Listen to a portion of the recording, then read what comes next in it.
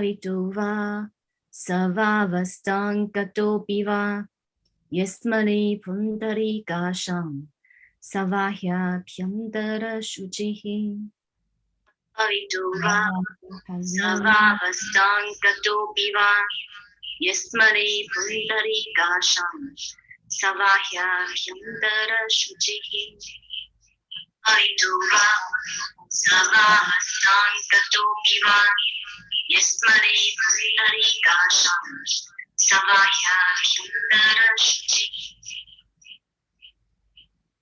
Avahanam Narayanam Pamapavan Vashishtan Shaktim Chadapu Dabarasharencha Vyasam Shugango Dabadang Mahatang Govinda Yogi Damatasi Shisham Shishangarachaya Matastya Pamapadancha Hastam Malakancha Shisham Dangdo Dagamba Digagalamanyam Asma Guru Santadamana Dusmi Shruti Smruti Pulananam Adayam Karunalayam Namami Bhagavapadam Shankara Ruga Shankara Shankara Shankara Chaya Keshavam Padrayanyan Sudha Pasho Gado Vande Bhagavanto Puna Punaha Yatware Nikila Niling Papadesha Sitting Vitate Nishan Sri Mashilasitam Jagaguru Badan Natwa Matutingada Lukanyana Payuda Padanaturan Shri Shankara Shammadam Pavanadam Saraswati Guruvalan Thyayami Jyoti Mayam Avahanam Samapayami Shri Guru Chanakhamlepyo Namaha Asanang Samapayami Shri Guru Chanakhamlepyo Namaha Snanan Samapayami Shri Guru Chanakhamlepyo Namaha Vastan Samapayami Shri Guru Chanakhamlepyo Namaha Chandanang Samapayami Shri Guru Chanakhamlepyo Namaha Ashadan Samapayami Shri Guru Chanakhamlepyo Namaha Pushpan Samapayami Shri Guru Chanakhamlepyo Namaha Dupan Samapayami Shri Guru Chanakhamlepyo Namaha Deepan Samapayami Shri Guru Chanakhamlepyo Namaha Achmniyang Samapayami Shri Guru Chanakhamlepyo Namaha Nevedyang Samapayami Shri Guru Chanakhamlepyo Namaha Achmniyang Samapayami Shri Guru Chanakhamlepyo Namaha Dangbudan Samapayami Shri Guru Chanakhamlepyo Namaha Shifalan Samapayami Shri Guru Chanakhamlepyo Namaha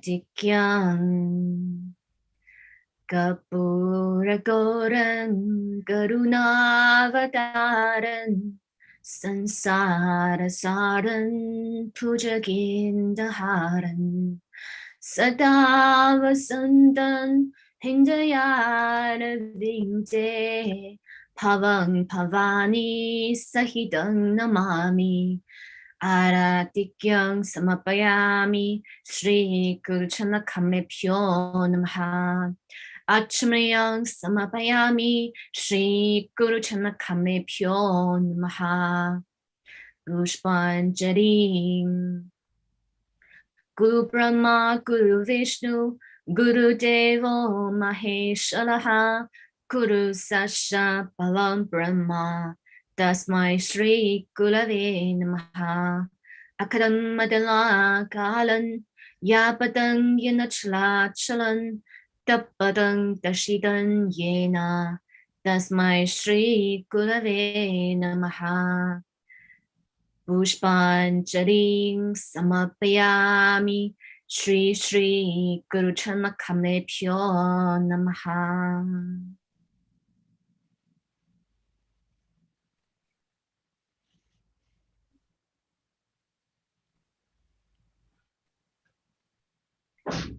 感恩我的上师咕噜基，让我们带着尊敬的心、感恩的心，开始我们今天的阿育吠陀疗愈师一阶第3天课程的学习。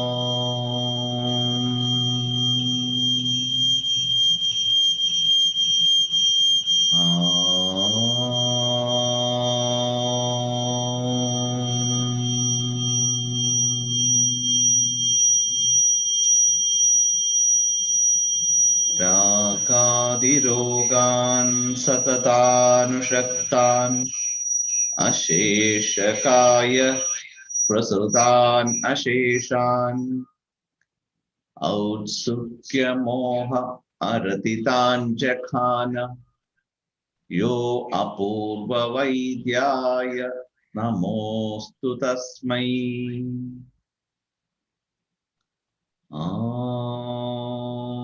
सहनाववतु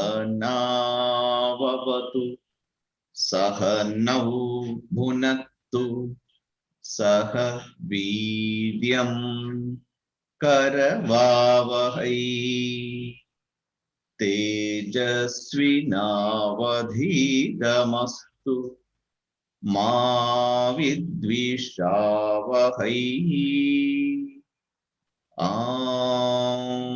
Shanti Shanti Shanti.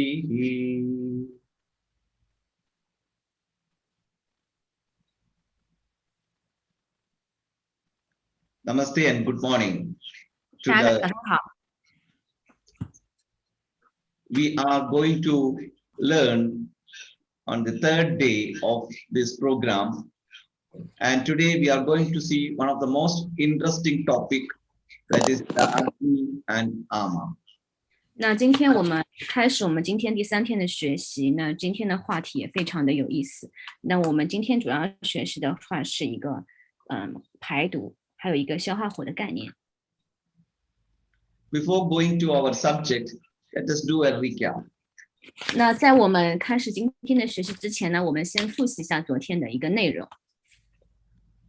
So we have started with the importance of learning the science. 我们昨天是从这个去讲这个学习这个阿育吠陀生命科学的一个重要性。How this science originated and developed in different parts of the world and how it is being recorded. 它如何在这个全世界得到发展？我们如何把这个学问把它记载下来？ Also, we have seen in the first day about the basic principles of Ayurveda and about how our body is originated from this nature. 那我们第一天我们也学习了阿育吠陀的基本的理论概念，我们的身体是如何这个开始发展的。Everything in the nature is originated or developed from the 5 elements, the basic principles of nature. 那万物的一切呢，它都是由5大元素来组成的。It is the 5 states of matter or 5 forms of energy by which the whole universe is made of. 这个整个创造界这个宇宙都是由这5大的元素构成的。After that, we have seen how it is originated into living energy that is called the three dosha, Vata, Pitta, and Kapha. 那然后我们也讲到了这个我们的一个三个道下，三股生命能量，Vata 是风，Pitta 火，Kapha 土。And from these three basic principles or basic energy, how our body is originated in the form of tissues and organs. 我们也讲了，就是我们的身体的各个组织，还有我们的器官，它是如何是由这三股生命能量构成的。The food we eat, which is made of 5 elements, digested properly inside our body and get assimilated and to become a part of our body. 那我们所吃的食物呢，也是由这五大元素来组成的，它在我们身体得到消化跟吸收。And after that, we have seen how we can keep our body healthy and what is responsible for the health, the immunity. 那之后我们也讲到了我们如何可以保持我们身体的健康，我们如何来提升我们的免疫力。So the basic principles of immunity, types of immunity. 我们讲到了这个免疫力的一个类型，然后还有免疫力的定义。Factors which influencing immunity. 然后还有那些是影响免疫力的一些因素。And also the people who is having low immunity level. 还有那些免疫力容易低下的一些人群。Then we have seen different methods and different types of food which we have to use as per the Prakriti to improve our immunity. 同样，我们也讲到了那些提升免疫力的一些方法，包括不同的食物。Then also we have seen different types of mantra which helps to improve our mental energy, which is very much needed for immunity power. 我们昨天也讲到了提升免疫力的根据不同体质的适合不同体质的一个唱诵。We have seen some asanas which is useful for maintaining the energy level and immunity balance. 还有就是我们也就是一些瑜伽的体式，我们也讲到了。After that, today we are going to see how our body utilizes the food and how it will be useful or converting it into good form of energy and good tissues. And if it is not happening properly, what happens? And also about the toxins in the body. 然后今天我们要讲的就是我们的身体如何去更好的一个运用这个食物，让我们身体的各个组织跟器官得到滋养，然后还有我们的身体的一个毒素。If toxins accumulate, we must learn how to detox it in a periodic way and also as per the seasonal changes and also the metabolic changes. 然后就是，如果我们身体有毒素的堆积的话，我们要知道该如何去排毒，尤其是毒素，它会受一些这个外在的气候的影响，跟我们的一个内在的新陈代谢的影响。So today we will see the different detoxification program also. 那今天我们也会讲到一些排毒的一个方法。The physical, mental, and spiritual detoxification or energy cleansing. 我们会讲到的一个身体的一个心智层面的，还有一个能量层面的。We'll go to the slides. Shall we review some like pranayama and the chantings yesterday? We will do in the middle because the mudras are coming. So along with that, we can do. OK， 是。好，那我们来放一下今天的 PPT。So today we will discuss about Agni, which is the essential component for digestion and transformation of the food. 那这就是我们今天要来讲一下这个火，消化火，它是对于我们这个消化跟我们能量的转化特别重要。As we know, everything is in nature is within our body also. 那所以就是在这个创造界，在这个自然中存在的这一切，在我们的身体内也存在。But the body cells and body structure is not in the same way as an outside structure. 那但是我们的身体的细胞跟身体的结构，它跟外在的一个这个自然界的一个结构也不太一样。How we are consuming the energy, how we will get the energy is by taking food. 那我们这个消化这个如何消耗能量，获得能量是通过食物。When we say food, it is not only the food what we eat. 我们讲到食物，并不是说我们吃的一个只是吃的食物。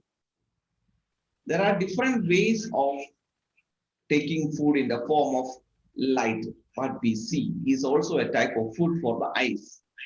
那就是这个食物有不同的类型，包括我们所看到的东西，它是我们眼睛的食物。What you hear is also a food for the ears. 我们所听到的，就是我们耳朵的食物。Similarly, what we touch, the sensation, the taste, then what we smell, everything comes under the category of food. 那我们所品尝的，我们所闻到的，都是来自于这个，都是算食物的一种。So what all we receive from the external world in the form of outside nature, in the form of the food for the stomach, food for the eyes, everything it has to be digested and assimilated to our body in a proper way.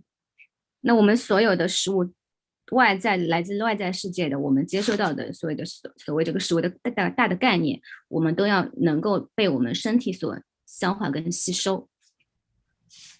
So if the eyes is not having that digestive power, or it is less of that energy to digest it, the light which comes from outside cannot be recognized in a proper way in our eyes, and we will not get the image of from the outside world.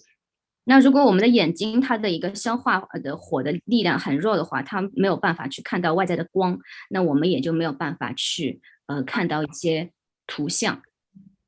Similarly, all the senses which cannot be properly detected, which cannot be properly taken, the sensation or the energy which we receive, if that particular sense organ has not enough energy or fire, we call it the Agni. 那同样的，我们所有的感官这个五官这个感受器官，我们同样它也是需要一些消化火的来运作。Similarly, the food we eat, which goes to the stomach, and it undergoes different types of digestive mechanism. 那就是我们同样就是吃进去肚子的食物，通过胃的消化，它有不同的一个消化的一个机制在我们身体里。So the first form of metabolism or digestion happens in the stomach. It mixes with different types of enzymes and hormones and all, so that it will get properly digested in the stomach. 首先，我们吃进去的食物，它会在胃里边通过一些消化酶啊，或者一些那个激素荷尔蒙的一个作用，它来开始去进行消化。Then it goes to the small intestine. Again, it undergoes some sort of mixing of different acids and different types of chemicals, so that it undergoes a process of complete emulsification or disintegration in the stomach and small intestine. Which means mix with the different chemicals and what? Digestive enzymes, that is chemicals and acids like things. So you mean mix with that? Yeah, in the stomach and in the beginning of small intestine, the food mixes with all these type of enzymes, so that the process of digestion happens there.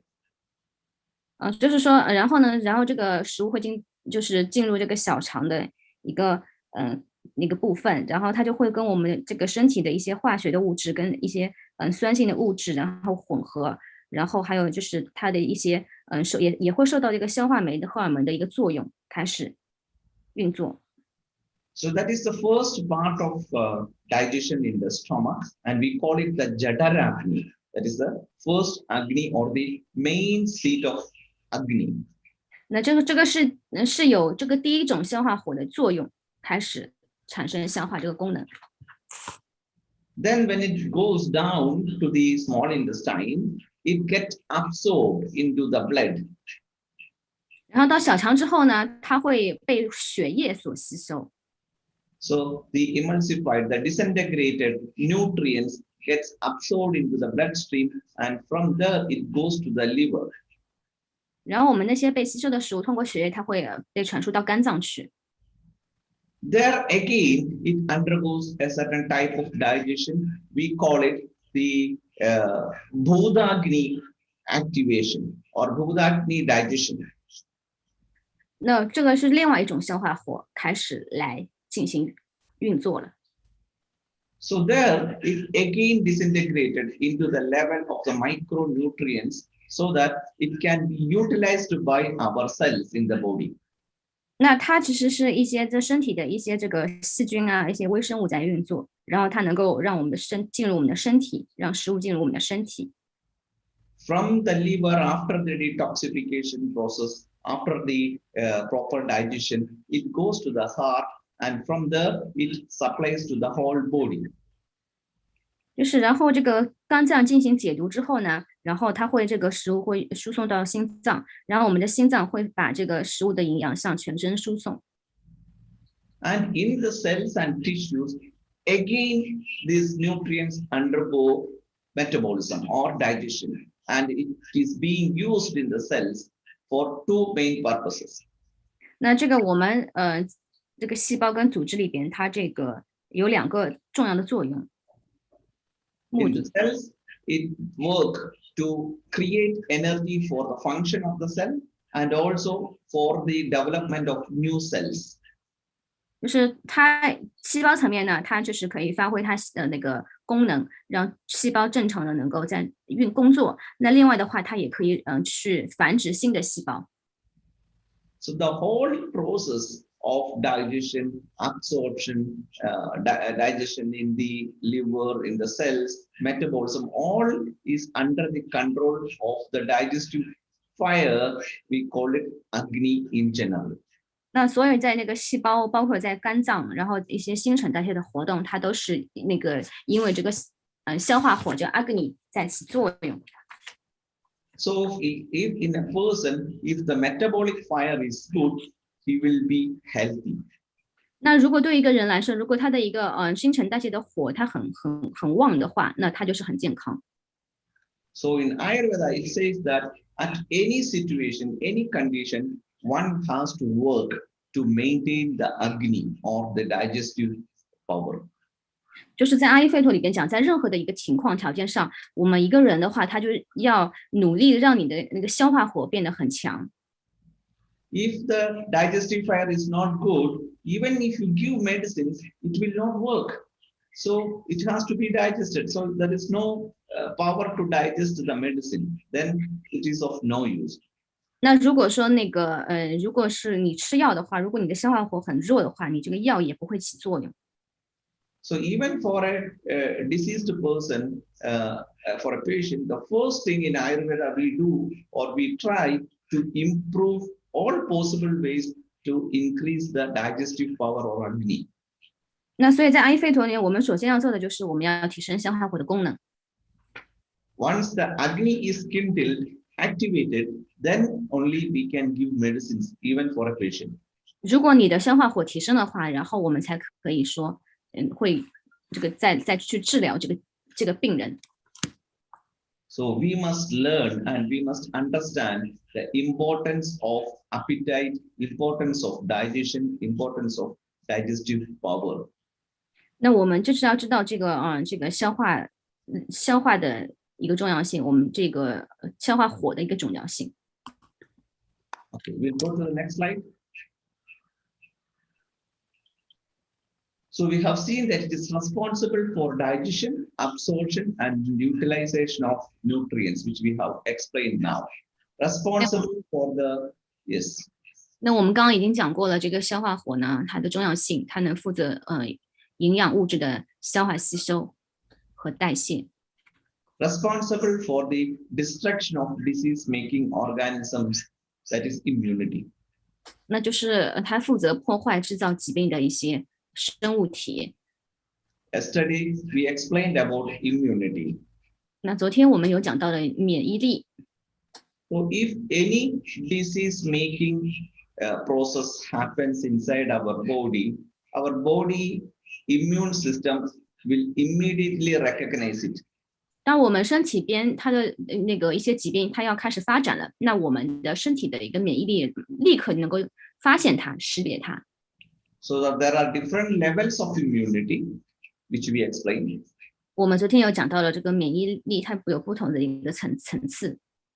And when the body recognizes this disease-causing factors, immediately body will start creating some sort of agni. We call it the enzymes or some sort of chemicals, which helps to control the microorganisms and to control the disease-causing factors. 那当时就是我们身体的疾病，它有发展的一些趋势的时候，我们身体的一个免疫力立刻它能分辨出来，然后它可以产生一种火，消化火，它能分泌一些一些这个激素啊，包括一些消化酶之类的。If the digestive power or agni is low, this immune response will not happen easily.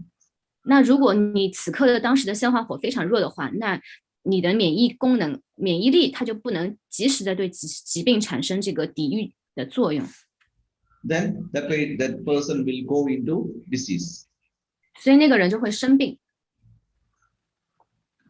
Then, as we said, they're responsible for the function of all the sense organs also, this agni. 所以这个火呢，也负责我们所有的一个感受器官，这个五官。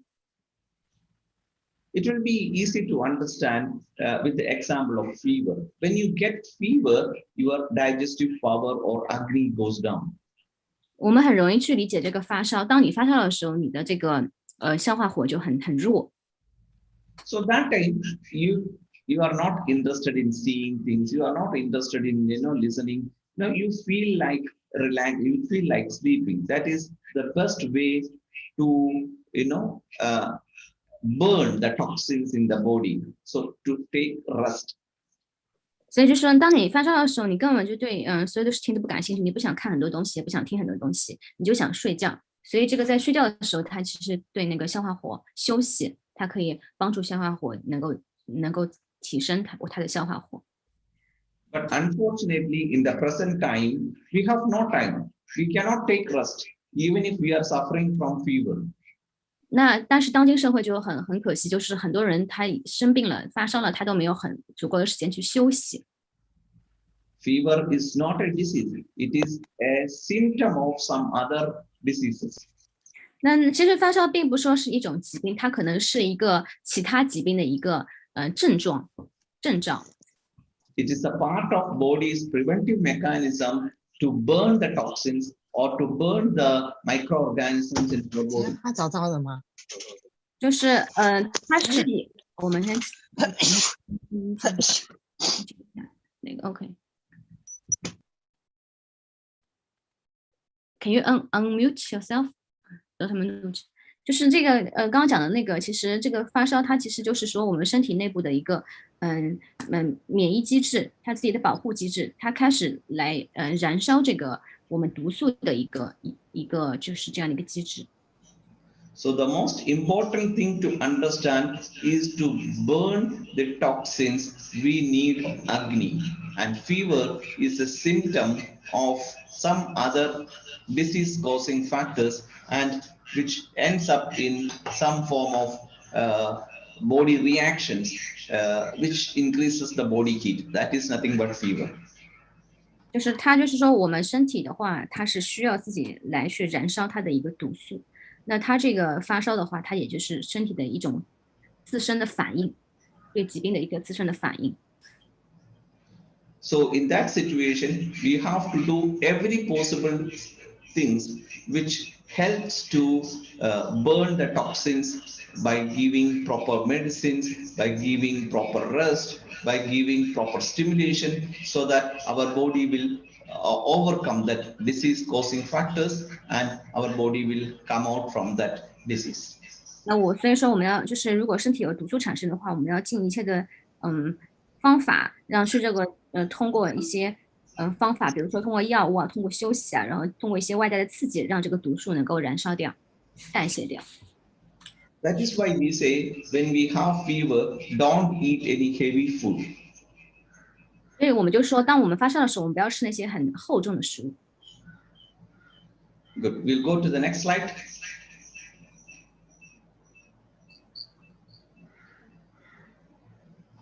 下一页。So when we look into the function of Agni in our body, 我们来看一下我们火在身体的作用。the first is the longevity of health. If we want to live long in a healthy, happy way, we need to keep proper Agni. 那如果说你想长寿的话，那我们这个要有足够的消化火。Then comes the complexion.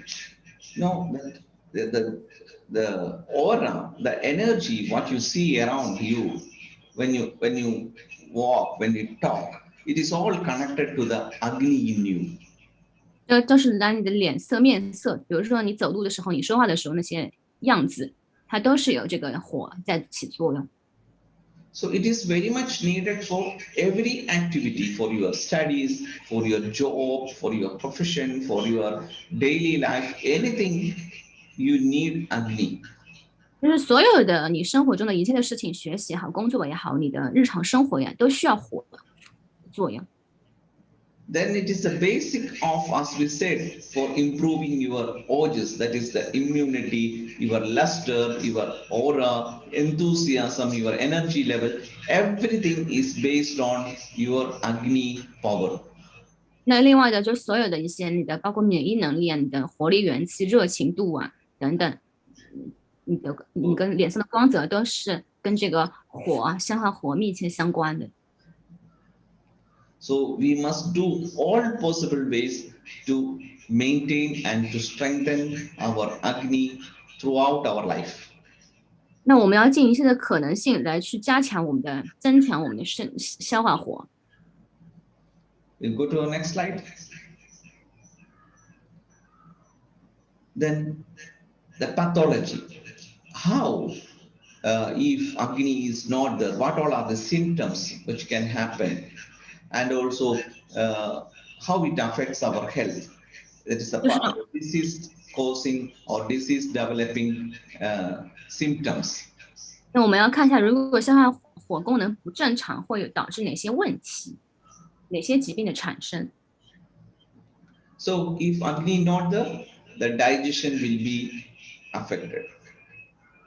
那如果我们消化火很弱的话，首先我们的一个消化功能就会受到影响。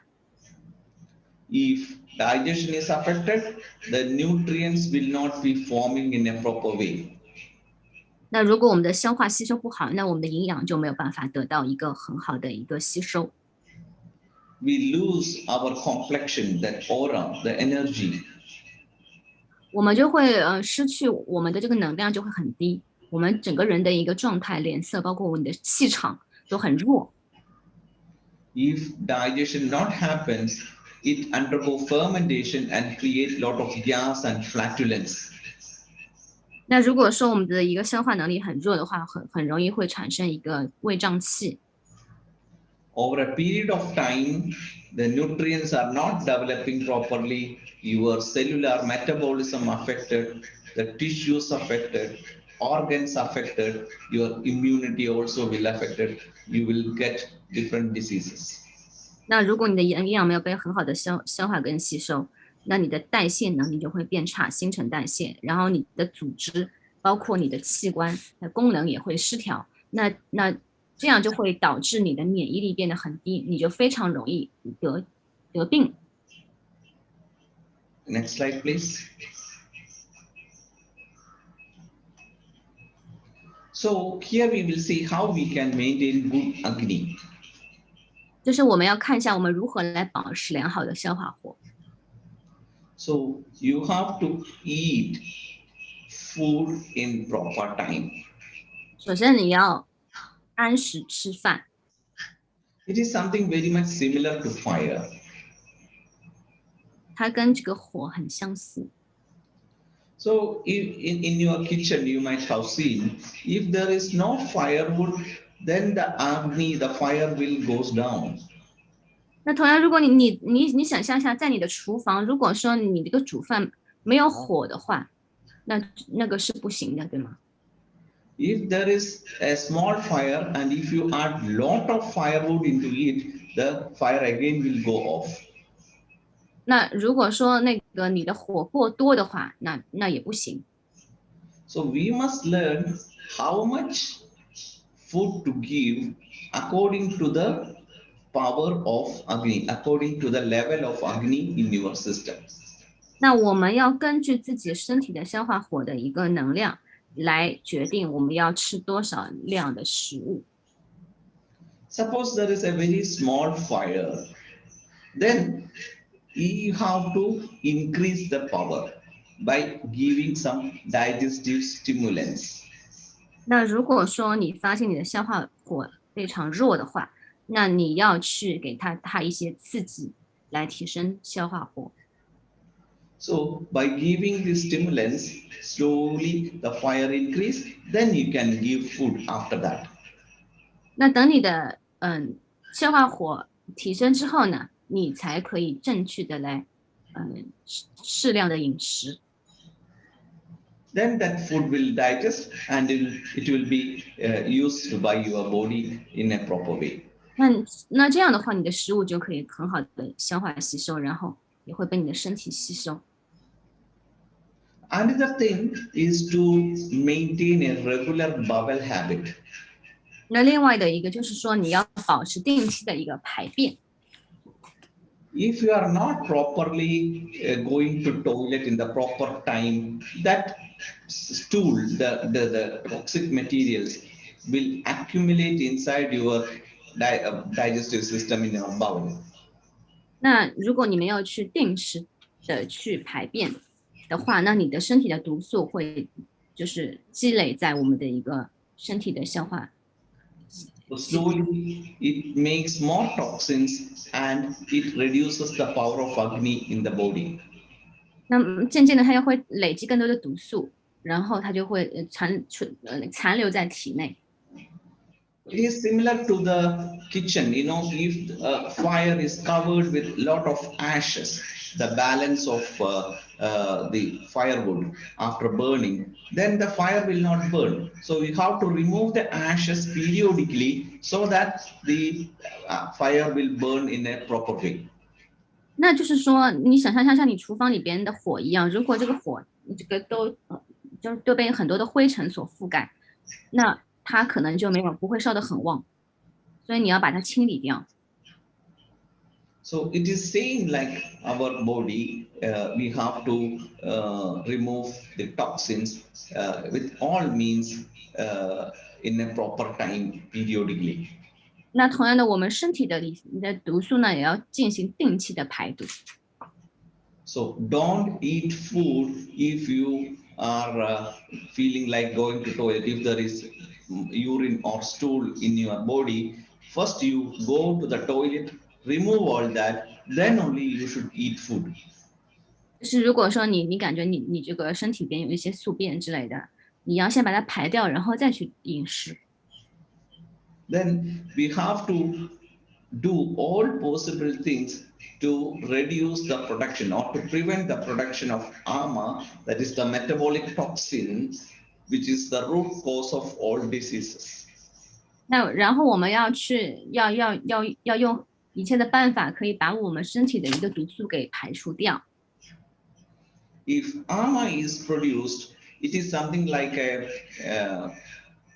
what you call a coal or something which is very sticky by nature, which covers the Agni, and then after that it will not get proper aeration so that it will not burn. 那就是这个毒素呢，就是像那种很粘的东西一样，它会覆盖在这个消化火的一个周围，然后它就没有办法让这个消化火可以很旺。In your kitchen, you might have seen in the chimney there is lot of dark sticky things are covering. If that is covered in the chimney, there is no aeration properly. Then the fire will not burn even if there is firewood. 就是说，你有没有注意到你的厨房？如果你的厨房有烟囱的话，如果它烟囱里就是周围有很多的一个灰啊、灰尘啊这样的一些，就是杂质，那你就会发现这个火就不会烧得很旺。即使你那个火本身很旺，但它也很难烧得很旺。So the same we have to do with uh, our body also. Remove the toxins. 同样，对我们的身体而言也很重要，就是说我们要把毒素给排出去。Then about AMA, that is the poison, the metabolic toxin. Can you 那 make it a little big? I cannot see now. 讲到了这个我们的一个毒素，现在 Okay. Next slide.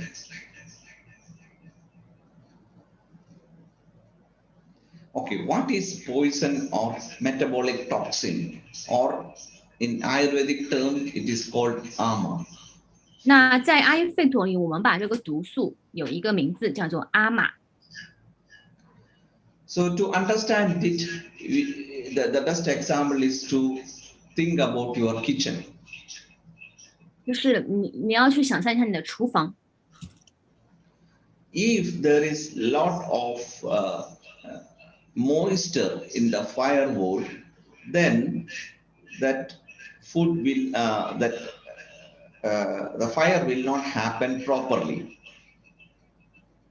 就是说如果你的就是厨房很潮湿的话，这个火就很难升起。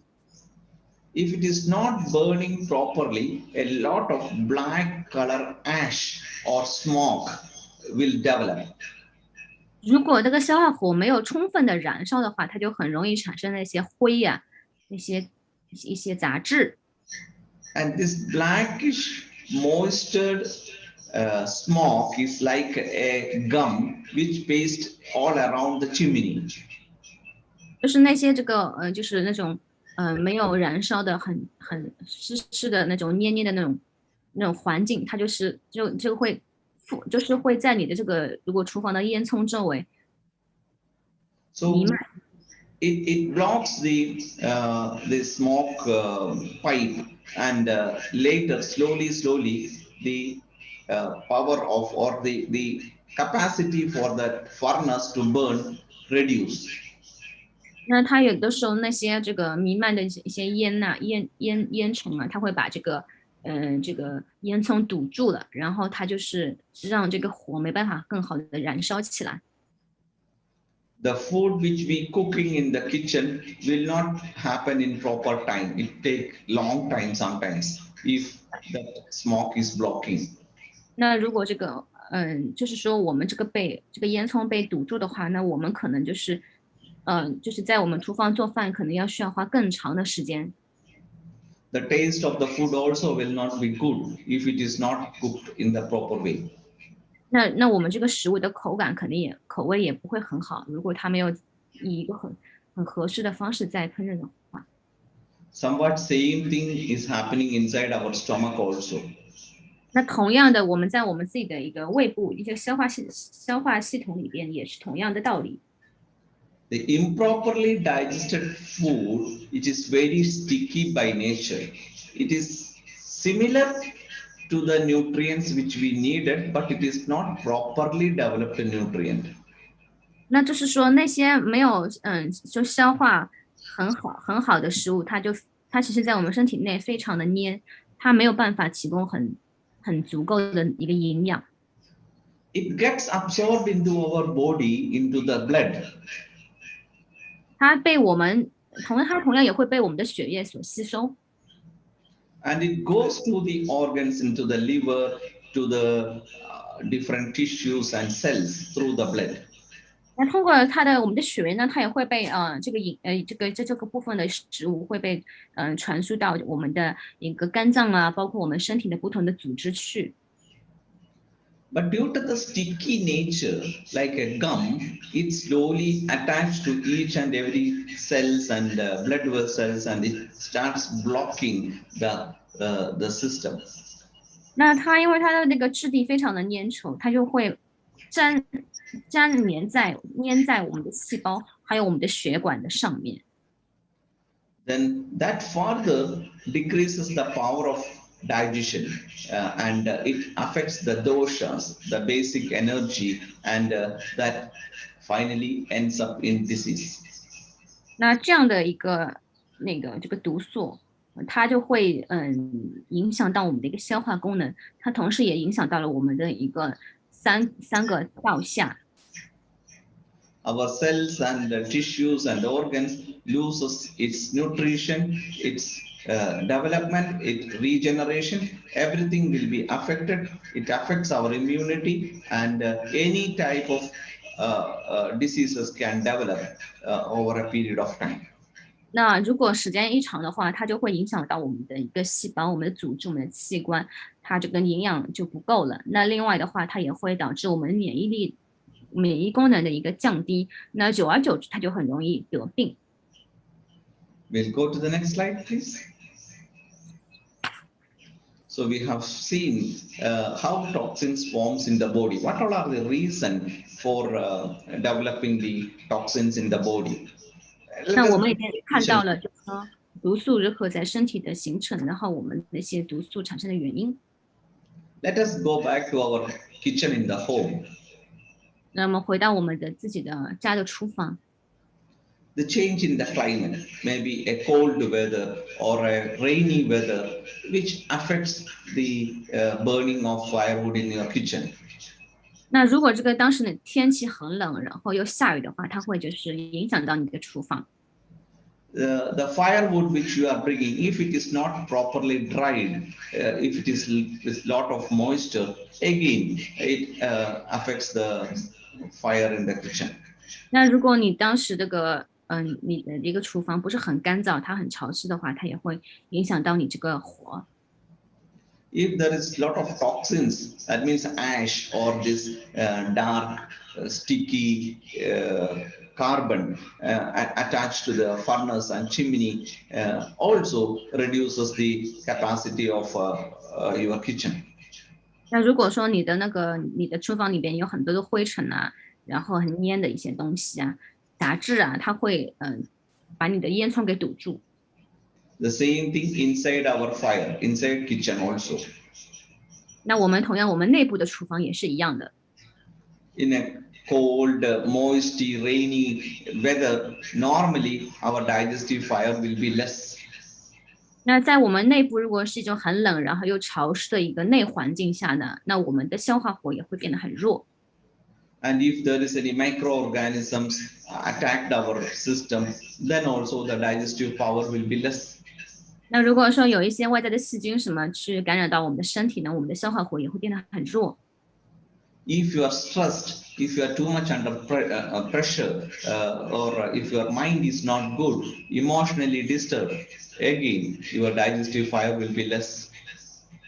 那同样，如果说你处在一个非常压力非常大的一个环境之下，然后你非常情绪化，你的心智不稳定，那同样的话也会影响到我们的消化火。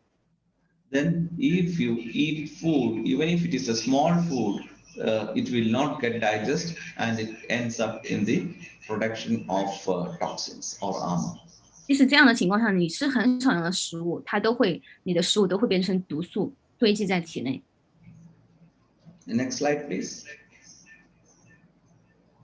So we have seen the reasons of vitiation of this thing, wrong diet, improper habits and lifestyle, incompatible food, seasonal changes, suppressed emotions, stress, microorganisms, vitiated doshas, that all disturbs the functions of organs.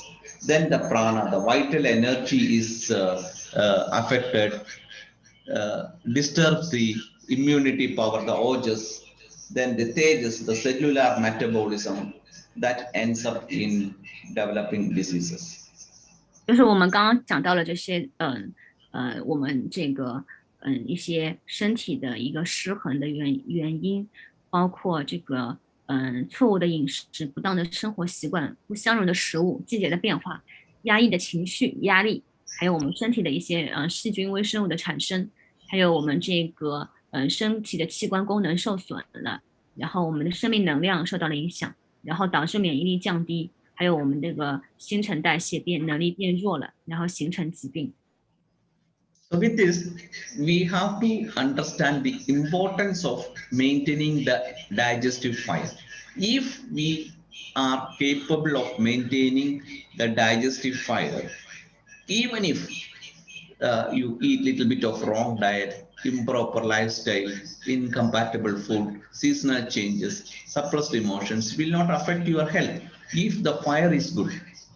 If 那就 fire 是说就是说，当时我们就非常重要的一点就是我们要知道如何让维持我们的消化火。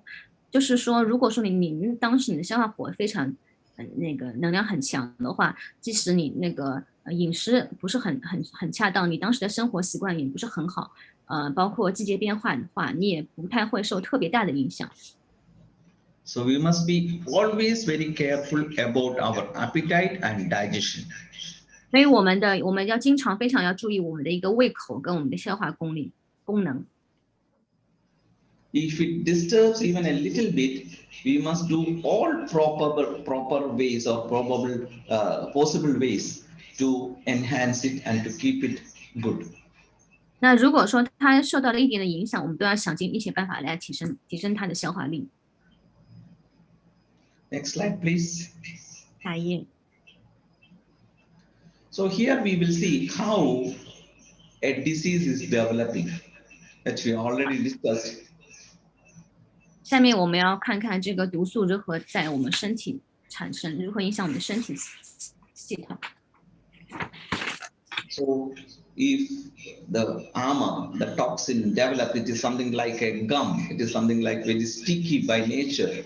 When it flows through the system, flows through the cells or channels and blood vessels and tissues, it attach or it gets sticky to the walls of the cells and vessels. 那就是我们刚刚已经讲过，这个那个毒素它的非常粘，它的质地非常粘，就像口香糖一样，就是说它会粘在我们的一个细胞壁上，包括我们的身体的不同的一个通道、血管呐、还有组织的内壁上。So it slowly affects our digestion, metabolism, cellular metabolism, organ functions, and slowly it creates the imbalance in the vital energy, that is the doshas. 那它又会影响我们的消化功能，我们器官功能，包括会让我们的身体的生命能量三股道下，它没有办法得到平衡。When it happens, again it affects the agni, the digestion. 那同样的话，它也会影响到我们的消化火的，Produces more metabolic toxins again. 它就是即使是那种很小的一些毒素，So again it blocks the blood vessels and dhatus channels. 它也会去让我们这个堵住我们的血管跟我们的一个身体的不同的一个组织， Then the disease aggravates again. 那我们这个身体的一个疾病呢，它就会加重。So it is something like a vicious circle. If agni, the digestion is reduced, appetite is less, it affects the food, I mean digestion, it blocks the channels. Again, it affects the further the digestion, cellular metabolism, then the Budagni, Dhatugni, all the senses are affected. So it goes on like this. If anywhere, if digestion or appetite is reduced. 那就是说，当那个消化火降低的时候，我们的那个消化能力受到了影响，然后我们就食物没有办法更好的消化。那它这样的话，它也会很容易，就是更容易产生毒素，然后把我们这个我们的一个身体的一个血管各种通道，细胞壁啊之类，它都会就是它的功能不正常，或者说它没有办法正确适当的去运作。那这种情况的话，就是一种恶性循环。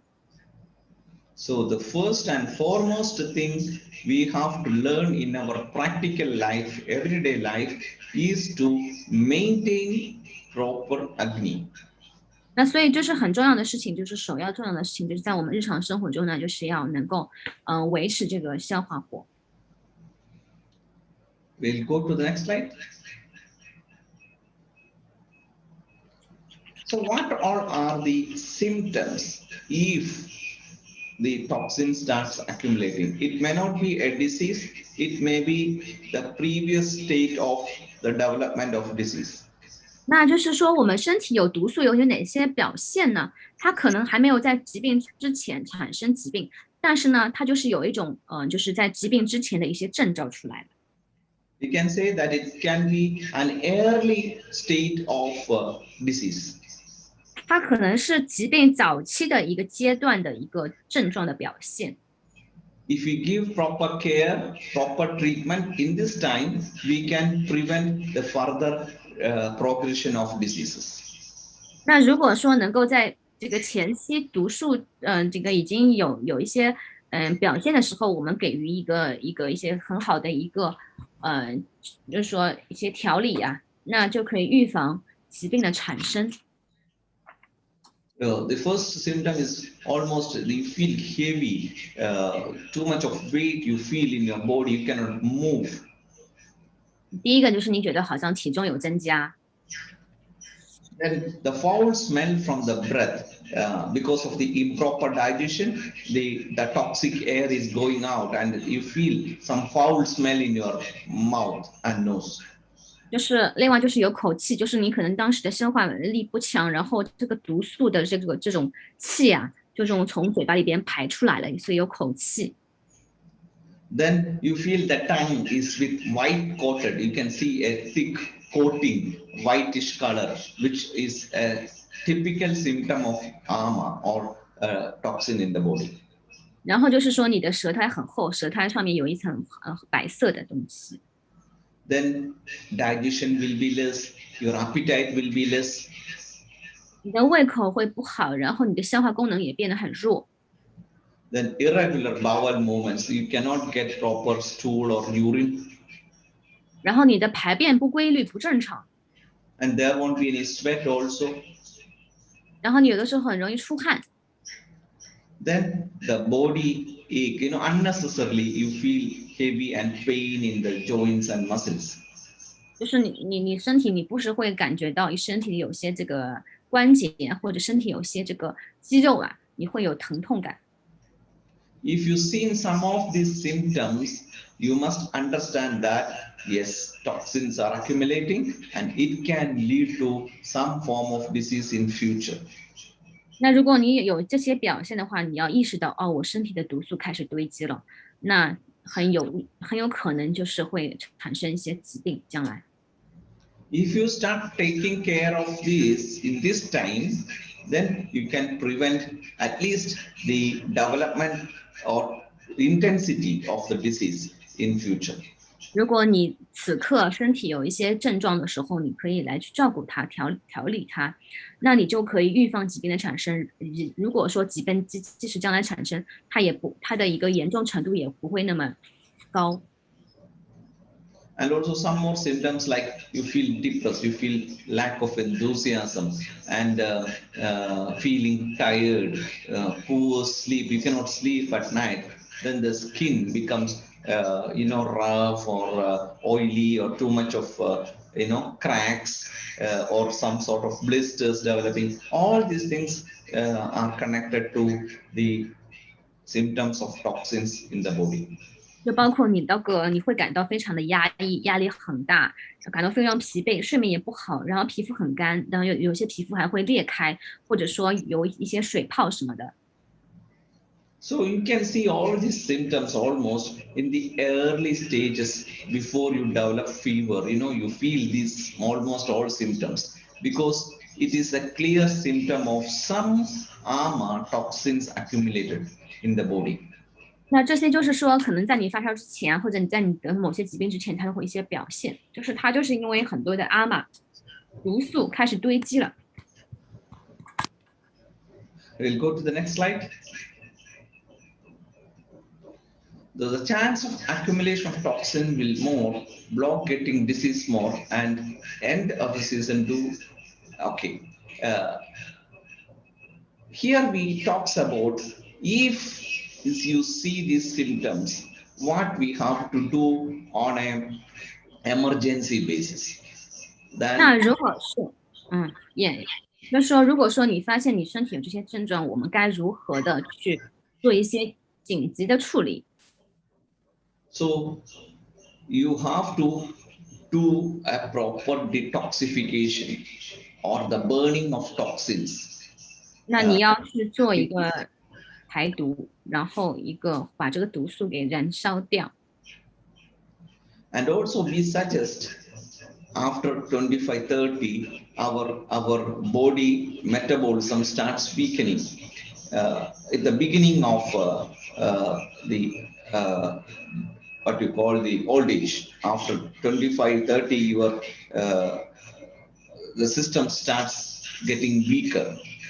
So from that time itself, everyone should do a periodic detoxification program, burning the toxins to maintain our health. 那就是说，就是建议，就是我们25到30岁之后，我们身体的一个新陈代谢的一个能力，它就会减弱，我们身体系统会变得没有那么强健，所以建议就是每个人都要定期的进行排毒，还有排毒计划。Next slide, please. Okay, so now we go to the next part. So until now we have seen the importance of Agni and how the toxins develop and how it create problems in the body and the importance of detoxification. Now 就是我们刚刚已经讲了这个消化火的重要性，然后毒素如何形成的，然后还有排毒的重要性。Now from here onwards, we will see the procedures, how we can do the cleaning on a daily basis in our own home itself. Many of these things we can do on a regular daily basis so that the development of toxins can be controlled. 那我们从现在开始，我们要去看一下这个排毒的一些方法。我们要进行，我建议大家进行，来很规律的排毒，然后可以帮助我们可以把这个毒素排出去。So do we need a break? Yeah. Break. Yeah, please. We can have a 10 minutes break. Is that okay? Yeah. OK， 那我们先休息10分钟，然后回来我们再来讲排毒。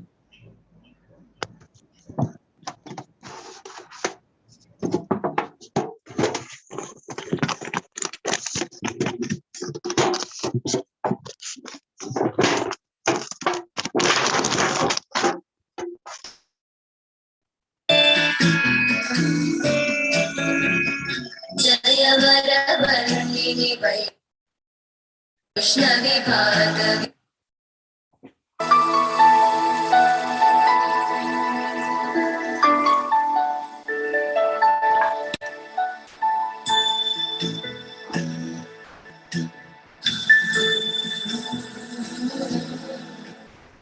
सुमनसवन्दित सुन्दरि माधवि चन्द्र सहोदरि हेममयि मुनिगणवन्दित मोक्षप्रदायिनि मञ्जुळभाषिनि वेदनुते पङ्कजवासिनि देव सुपूजित सद्गुणवर्षिणि शान्तियुते जय जय हे मधुसूदन दामिनि आदिलक्ष्मि जय पालय माम्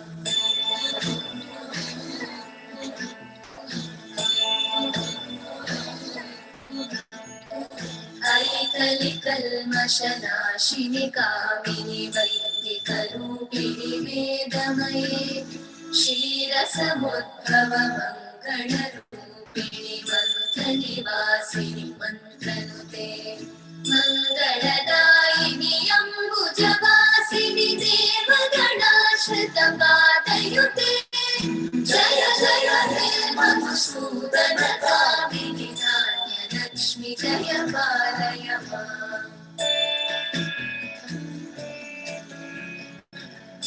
वरवर्णिनि वैष्णवि भागवि मन्त्रस्वरूपिणि मन्त्रमये सुरगणपूजित शीघ्रफलप्रद ज्ञानविकासिनि शास्त्रनुते भवभयहारिणि पापविमोचनि साधुजनाश्रितपादयुते जय जय हे मधुसूदन कामिनि धैर्यलक्ष्मि जय पालय माम्।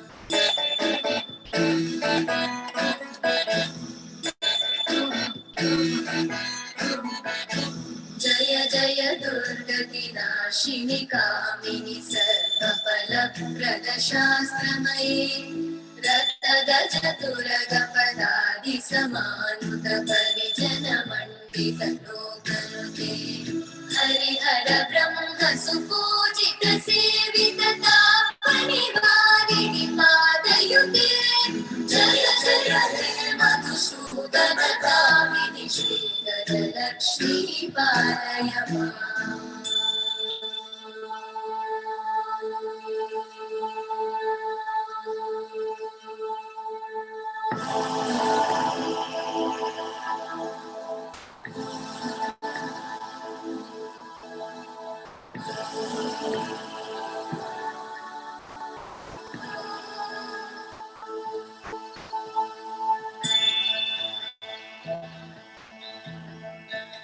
ऐकदवाहिनि मोहिनि चक्रिणि नादविवर्धिनि ज्ञानमये गुणगणवारि विलोकहितैषिणि सकलस्वरवरगाननुते सकलसुरासुरदेव मुनीश्वर मानव वन्दित पादयुते जय जय हे मधुसूदन कामिनि सन्तान लक्ष्मि पालय माम्।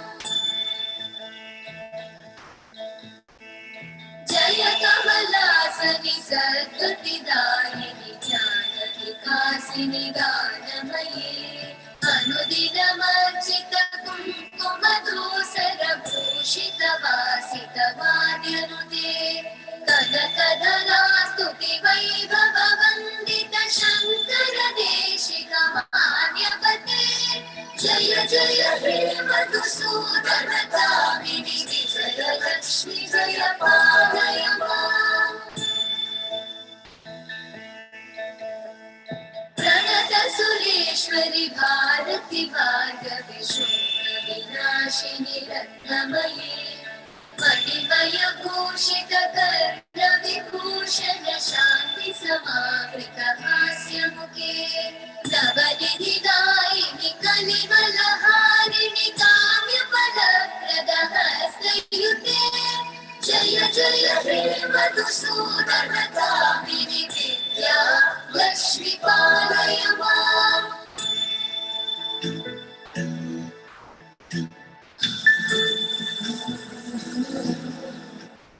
सुमनसवन्दित सुन्दरि माधवि चन्द्र सहोदरि हेममयि मुनिगणवन्दित मोक्षप्रदायिनि मञ्जुळभाषिणि वेदनुते पङ्कजवासिनि देव सुपूजित सद्गुणवर्षिणि शान्तियुते जय जय हे मधुसूदन कामिनि आदिलक्ष्मि जय पालय माम्।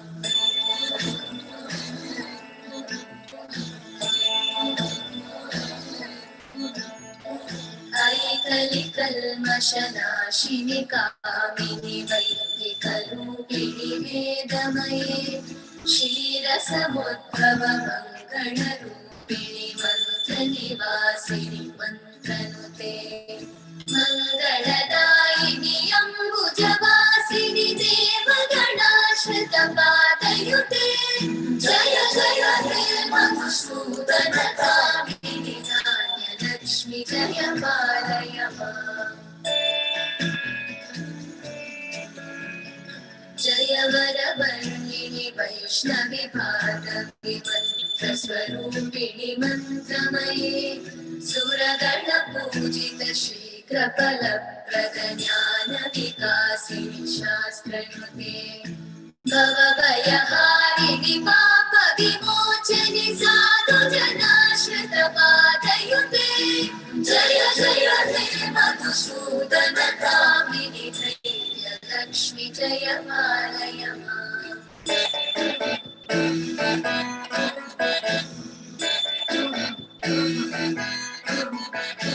जय जय दुर्गतिनाशिनि कामिनि सर्वफलप्रदशास्त्रमये गतगजतुरगपदादि समानुत परिजनमण्डित लोकनुते हरिहर ब्रह्म सुपूजित सेवित तापनिवारिणि पादयुते जय जय हे मधुसूदन कामिनि श्रीगजलक्ष्मी पालय माम्।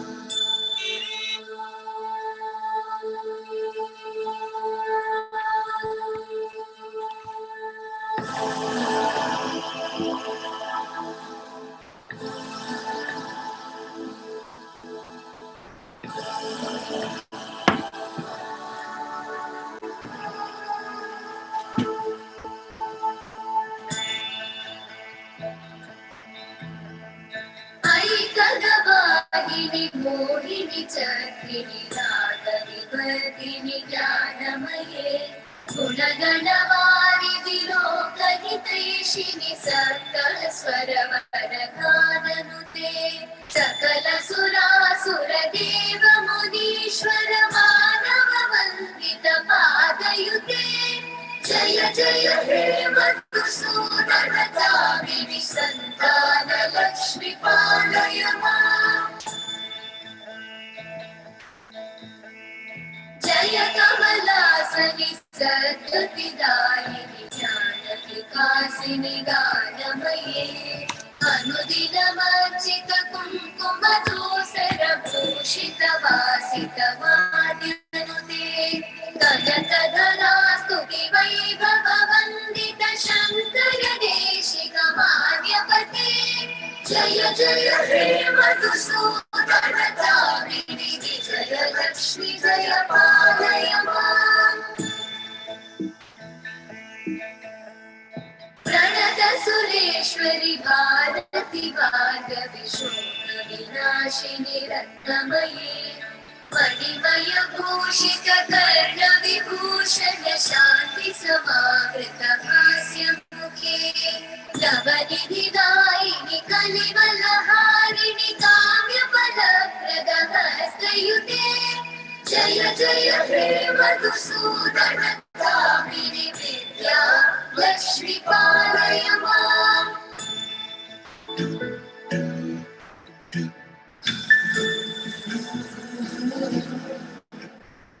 सुमनस वन्दित सुन्दरि माधवि चन्द्र सहोदरि हेममयि मुनिगणवन्दित मोक्षप्रदायिनि मञ्जुळभाषिणि वेदनुते पङ्कजवासिनि देव सुपूजित सद्गुणवर्षिणि शान्तियुते जय जय हे मधुसूदन कामिनि आदिलक्ष्मि जय पालय माम्।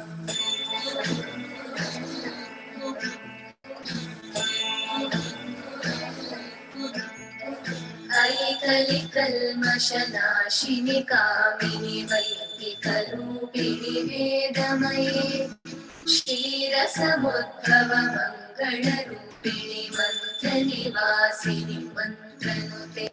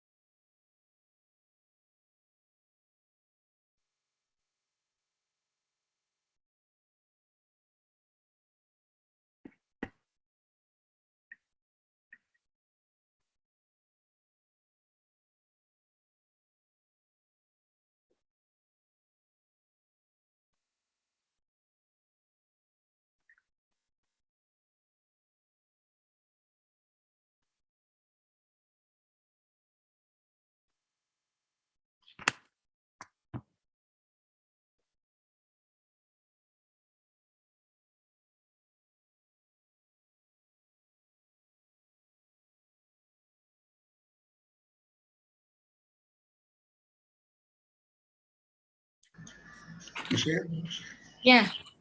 can start. Yes.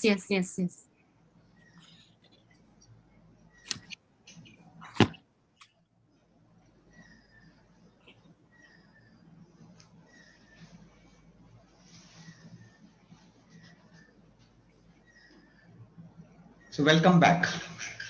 欢迎大家回来。So here we will see, as per the Prakriti, in Ayurveda, everything is tailor-made. 那关于这个，讲到一个体质，每个人他都有自己的体质。So it is not for everyone in the same way. 那所以对每个人来说，并不能用同样的方法。Now, many people are doing fasting in an unhealthy way. 那我们当今很多人，他用一个非常不正确的方法来进行断食。If you search in Google, you can see that there is different types of diet, different types of fasting, like intermittent fasting or some sort of protein keto diet or keto type of fasting, or different ways of fastings are mentioned or studied and explained. 那就是如果你那个谷歌搜一下的话，你会发现这个有不同的一个断食的方法，还有饮食，各种各样。So it is absolutely harmful if you are not doing in a proper way by proper people. 那如果你那个没有很就是正确的来进行断食，对一些人来说，它的危害是很大的。Many people are even becoming diseased, or the immunity is going down, or even dying because of improper food habits or fasting. 那有些人他甚至如果说不正确的断食，他甚至会容易得病，甚至说严重的话他甚至会导致他死亡。Recently in India, one film actress died because of keto diet. 就是我们最近在印度有一个很著名的一个演员，他就是因为这个不正确的断食而死亡的。That doesn't mean that keto diet is bad, but for her, it was not good. 那对他来说，并不是说这个断食是不好的，那对他来说是不适合的。So we must learn how to do it in a proper way based on the Prakriti. 那我们断食的话，我们也要正确的来学习。那这个断食呢，也要建立在你的体质的一个基础之上。So in Ayurveda, there are mainly two types of detoxification are mentioned. 那在阿育吠陀里边呢，我们有2种这个排毒的方法。The first is called Shamana. 第一种叫 Shamana， The second is the burning of toxins within our own body. 那 Shamana 就是说我们自身去燃烧我们的毒素。Then the second is Shodhana, that is detoxing the toxins from the body to the outside, that is removing the toxins from the body to the outside. 第二种就是说我们从外部来排毒，我们身体的毒素排到外部去。There are mainly 5 methods mentioned for it, and it is called Pancha Karma. 然后这个第二种净化法，它是我们叫做5步排毒法 Panchakarma。 So we'll go to the previous slide. 我们来到前面。So this Shamana is having different procedures like observing thirst and hunger. 那我们讲到 Shamana 的话，有几种方法，一种是观察口渴， Then enkindling Agni, Deepana, that means stimulating the digestive fire. 就是我们要激活我们的消化火。Then drugs which helps to digest the food or the toxins, that is Pachana. 就是我们要去消化这个食物。Then activities which helps to detox or burn the toxins called Vyayama or exercise. 就那些运动，包括瑜伽什么，来帮助这个代谢毒素的。And many physical activity like yoga, pranayama, mudra, etc. also will be useful. 包括我们讲的瑜伽、调息法、手印、唱诵等等。Then another shamana procedure is called sun bathing. Expose our body to the sun, the rising morning or evening sun, exposing to the sunlight, to the heat. 另外一种就是我们的日光浴，就是早上跟下午的时候晒太阳。Then exposing our body to the air. 然后还有一种叫风浴。Then another way is mentioned, which is exposing to the mud, mud bath, we call it. 还有一种就是土浴，把自己埋在一个土里边。So there are different methods of burning toxins within our body by using some external stimulants or fasting or thirst, and these procedures together known as shamana in Ayurveda. 就是我们刚刚讲的那些方法，它叫 shamana。So we will go to the first aspect, that is observing fasting or thirst. We'll go to the previous slide. 我们现在来讲第一个，就是讲到这个观察口渴，还有我们断食。我们回到上一页的 PPT。The previous slide. 上一页，Yeah, so we will see here what is fasting and how it helps and what all types of fasting is good for different prakriti. 那我们现在来看一下不同体质的人适合哪种他的一个断食的一个方法。Fasting or upavasa in Ayurveda means 这个就是这个 proper food in proper time, maybe in a lesser quantity. 就是说我们要在正确的时间来适量的饮食。For different prakriti, we have to do it in different ways.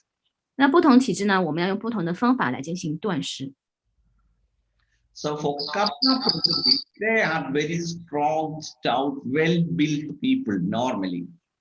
那对于那个卡法型的土型的体质来说，他们一般来说身体比较强健。They can afford fasting, thirst. They can even without food, they can do fasting for one full day. 那对于他们那个土星的人，他们就是如果一天不吃食物来进行断食也是可以的。But better, you can have some water, maybe plain water or juice without sugar, maybe citrus fruits, citrus water like lime juice, etc. will be good.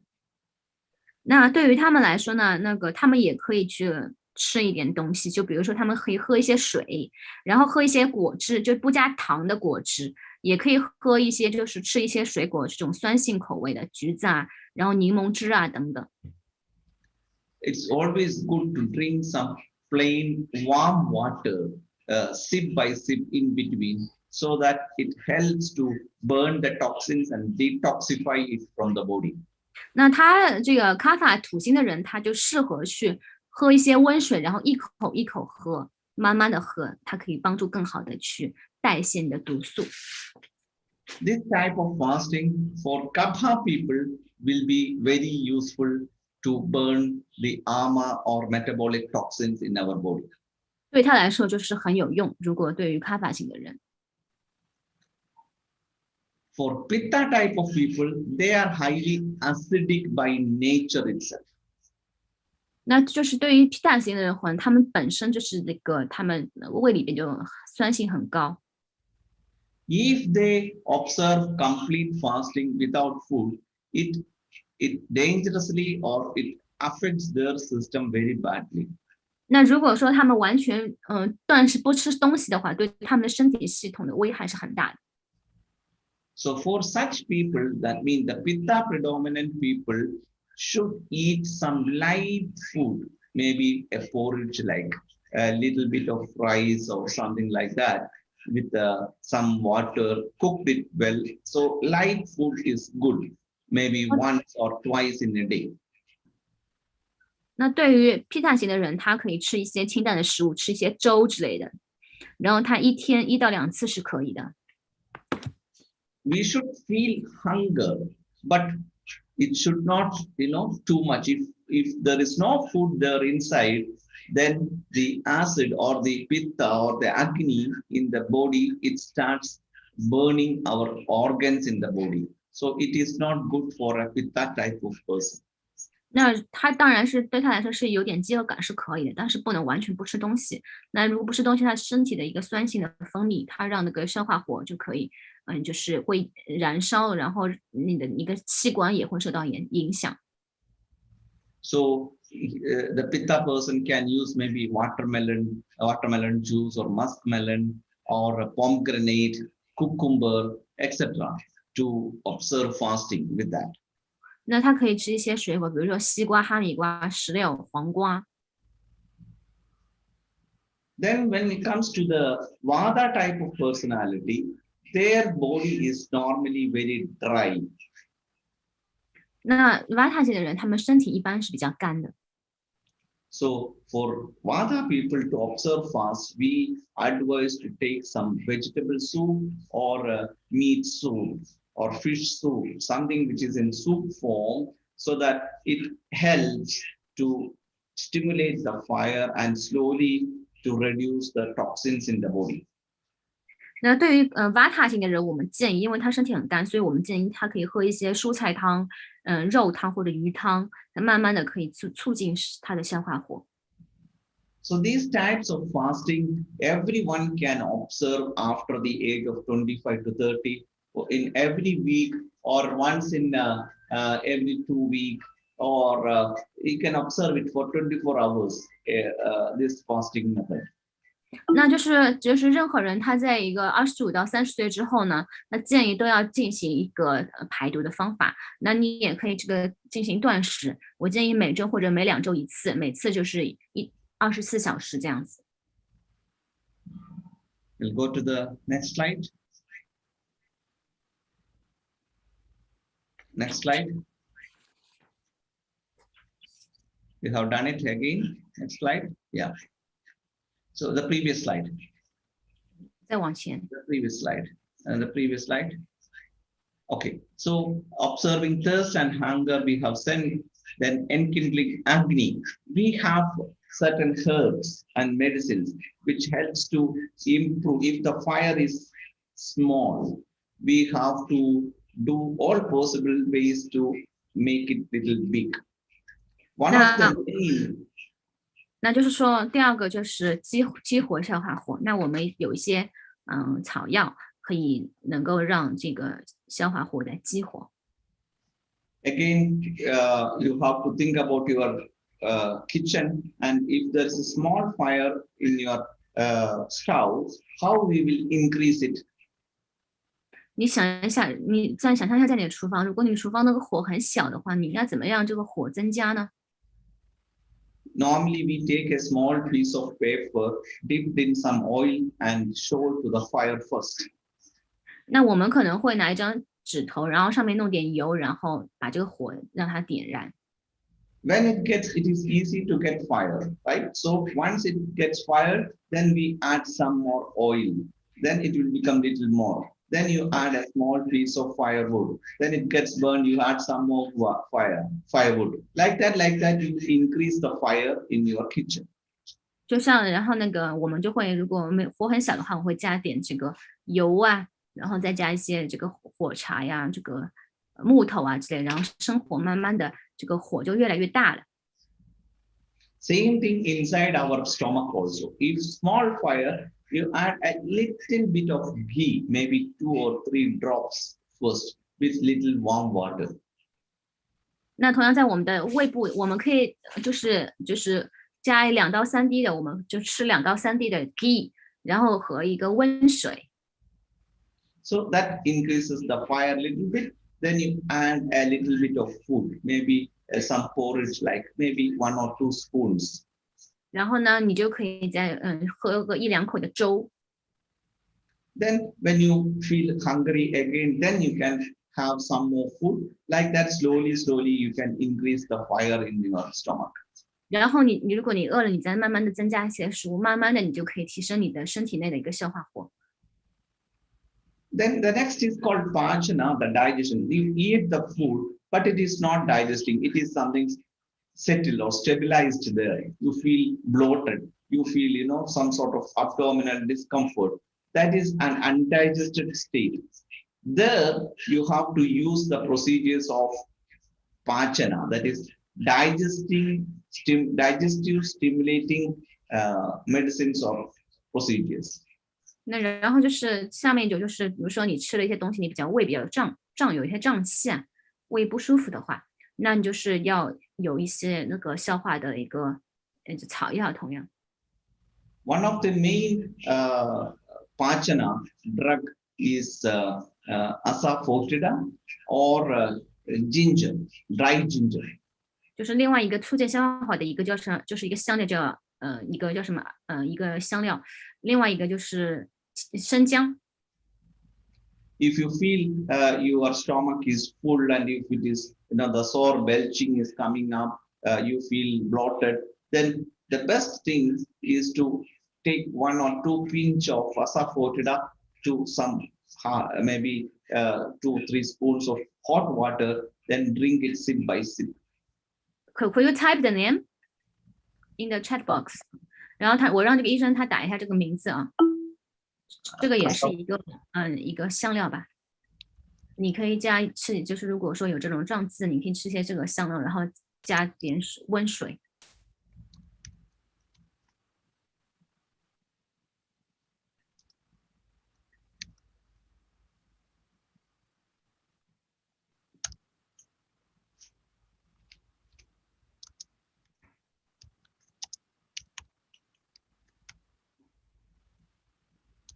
Or you can use some dry ginger powder to some hot water and drink. 干姜粉，然后加一些那个热的水，这两个东西是可以比较有效的。So this helps to digest the food which is already there. This is also a part of detoxification. 那它就是能够帮助已经吃下去的食物更好的消化。Then vyayama, that is the exercise-like thing. That also is, we have to do it in a proper way. Otherwise, it will affect your system very badly. 那另外就是运动，我们也要就是适度的做运动，否则它也会对你身体造成影响。We have already, I think, discussed about if Vata people, Pitta people, Kapha people, how to do the exercise. Vata people. 我们已经昨天已经在讲到了，就是适合瓦塔、皮塔、卡法不同体质的人的一些体式。Vata people should do some sort of exercise which is very mild, like walking, doing some asanas, that sort of thing will be better for Vata type of people. 那对于瓦塔型的人，他要这个运动的，他要非常的一个适量，那些比较轻松慢一点，比如说散步啊，那些比较轻柔一点的体式。Pitta type of people should do exercise which will not increase their body temperature. So maybe walking early morning in nature or doing some swimming is one of the best exercise for Pitta, which will not increase the body heat.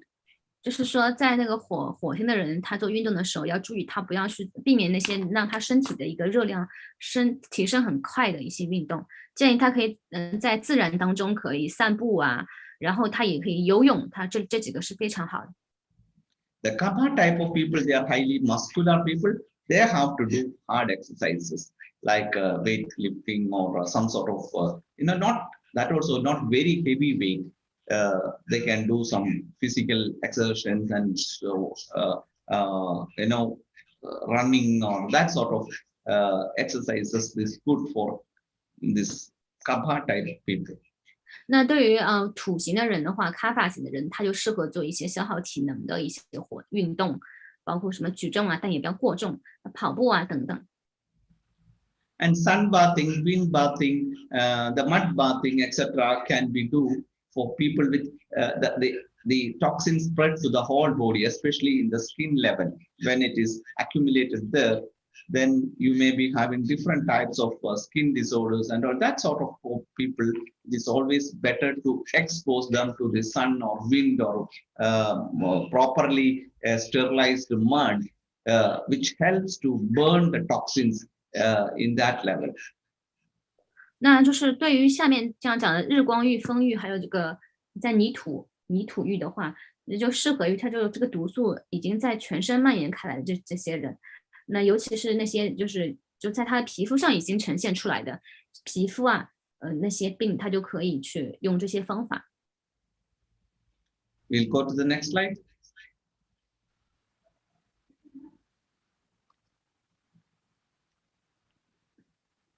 So next slide. Now we go to the eliminative procedures. Elimination means we have to, the armor, which is very sticky by nature. It is something like a glue. It sticks to the cells, it sticks to the tissues, it sticks to the blood vessels and all the vessels. So it is very sticky. 那就是讲到我们这个排毒，我们之前也讲到这个毒素，它的质地就是很粘的，它会粘在我们的细胞壁上，我们身体的一些组织里边，包括血管壁上。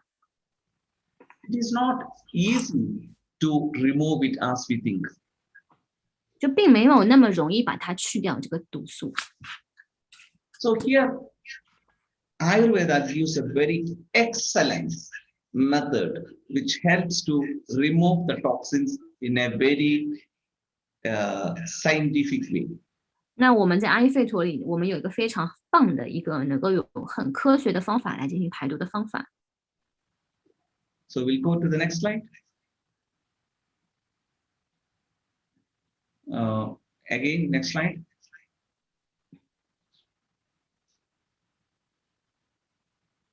Next slide. 就是到那个五步排毒法，到那个五步排毒 Next 法。 slide. Next slide. Don't have that Panchakarma procedures here. Maybe another one, not this one. Okay, maybe I will share. I will share. Okay, wait. I will share here on my computer. Hold on.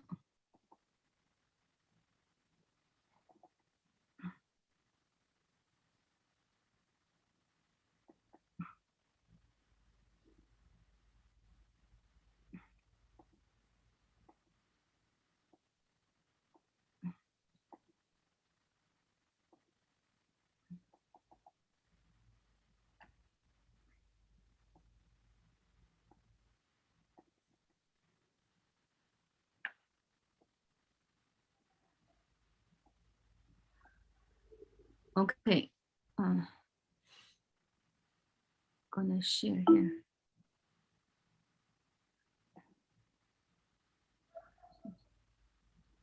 稍等一下啊。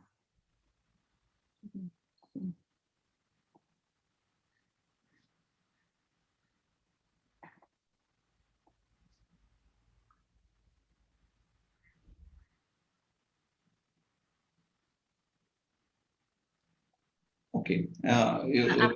Coming. Okay. Wait, it's coming. Hold on.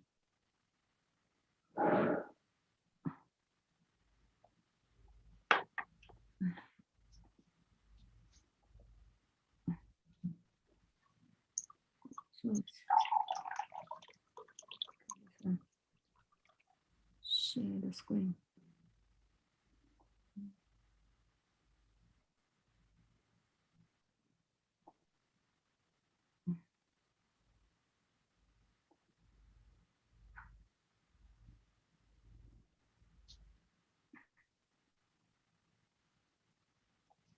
Okay.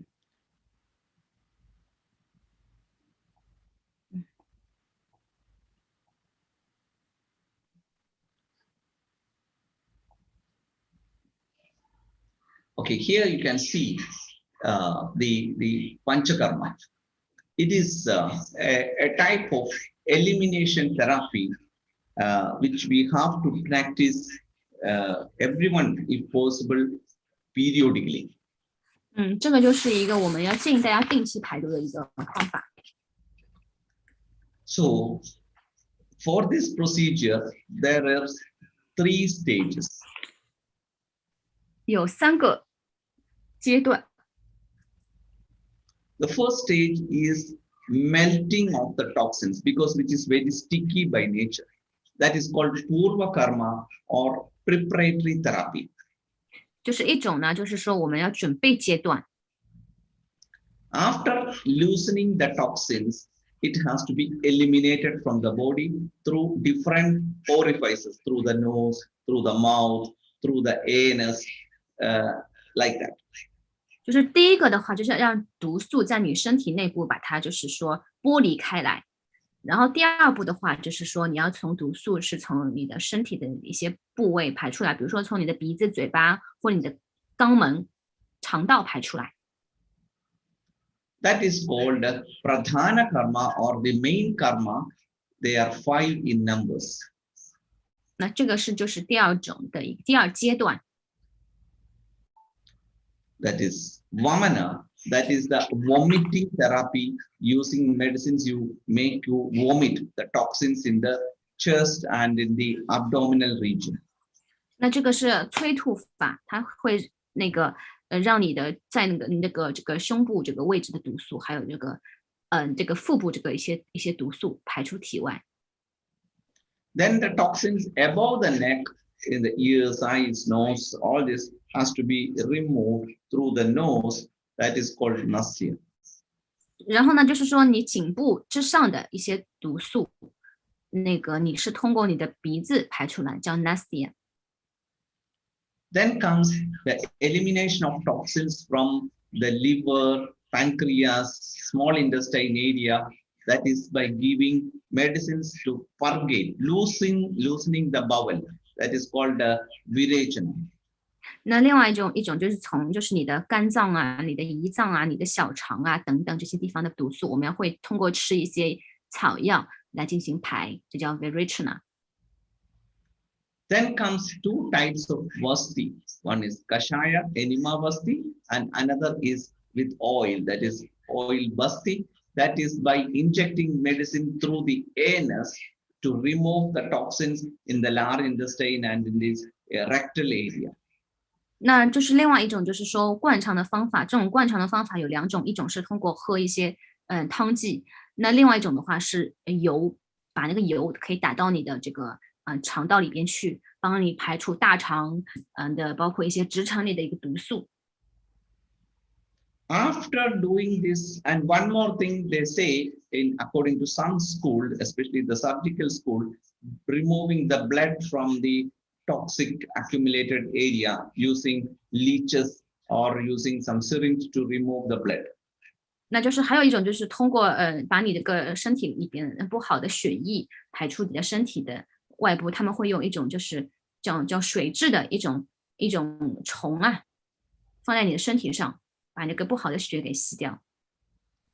Then after cleaning the system, after removing the toxins, we have to rejuvenate. After the treatment, main treatment, we have to strengthen back our body. That is called Paschat Karma. It is the follow-up therapy.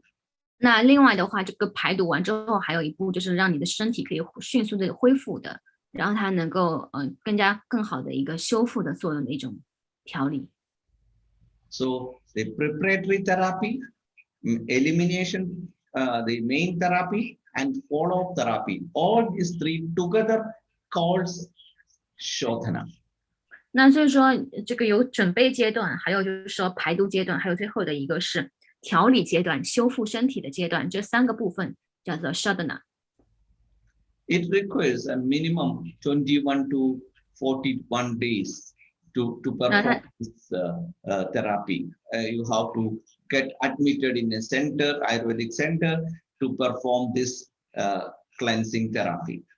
那这个整个周期的话，一般需要21到40天，你需要住在一个 Ayurveda 中心来进行调理。In our center, Marma Yogi, we are performing almost all Panchakarma. 那在我这边的话，我也会提供整个这个治疗方案。Good. We'll go to the next slide.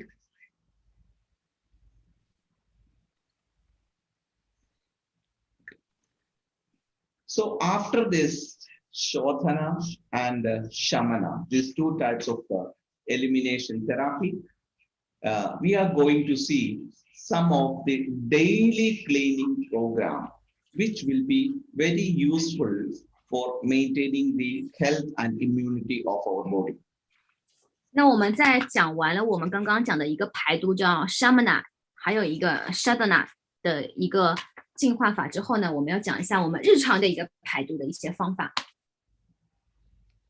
So the first thing, Ayurveda is not only about disease treatment, but also about maintenance of the health.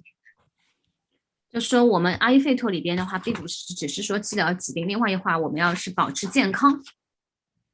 To do that, the first thing is to get up from the bed in the proper time.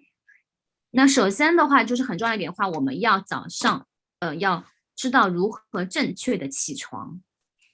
The best time to get up from the bed, as per Ayurveda, is known as Brahma Muhurta. 就是我们应该早上起床的一个时间呢，从阿育吠陀角度来说，是有一个这样的时间的概念。Brahma Muhurta is 45 minutes before sunrise. 这个它这个时间叫做 Brahma Muhurta， 它是这个时间主要是在日出的前45分钟，日出前45分钟。Suppose the sunrise is at 6 o'clock. Brahma Muhurta is the time before 5:15. That means 4:30 to 5:15 is Brahma Muhurta if the sun rises at 6 o'clock.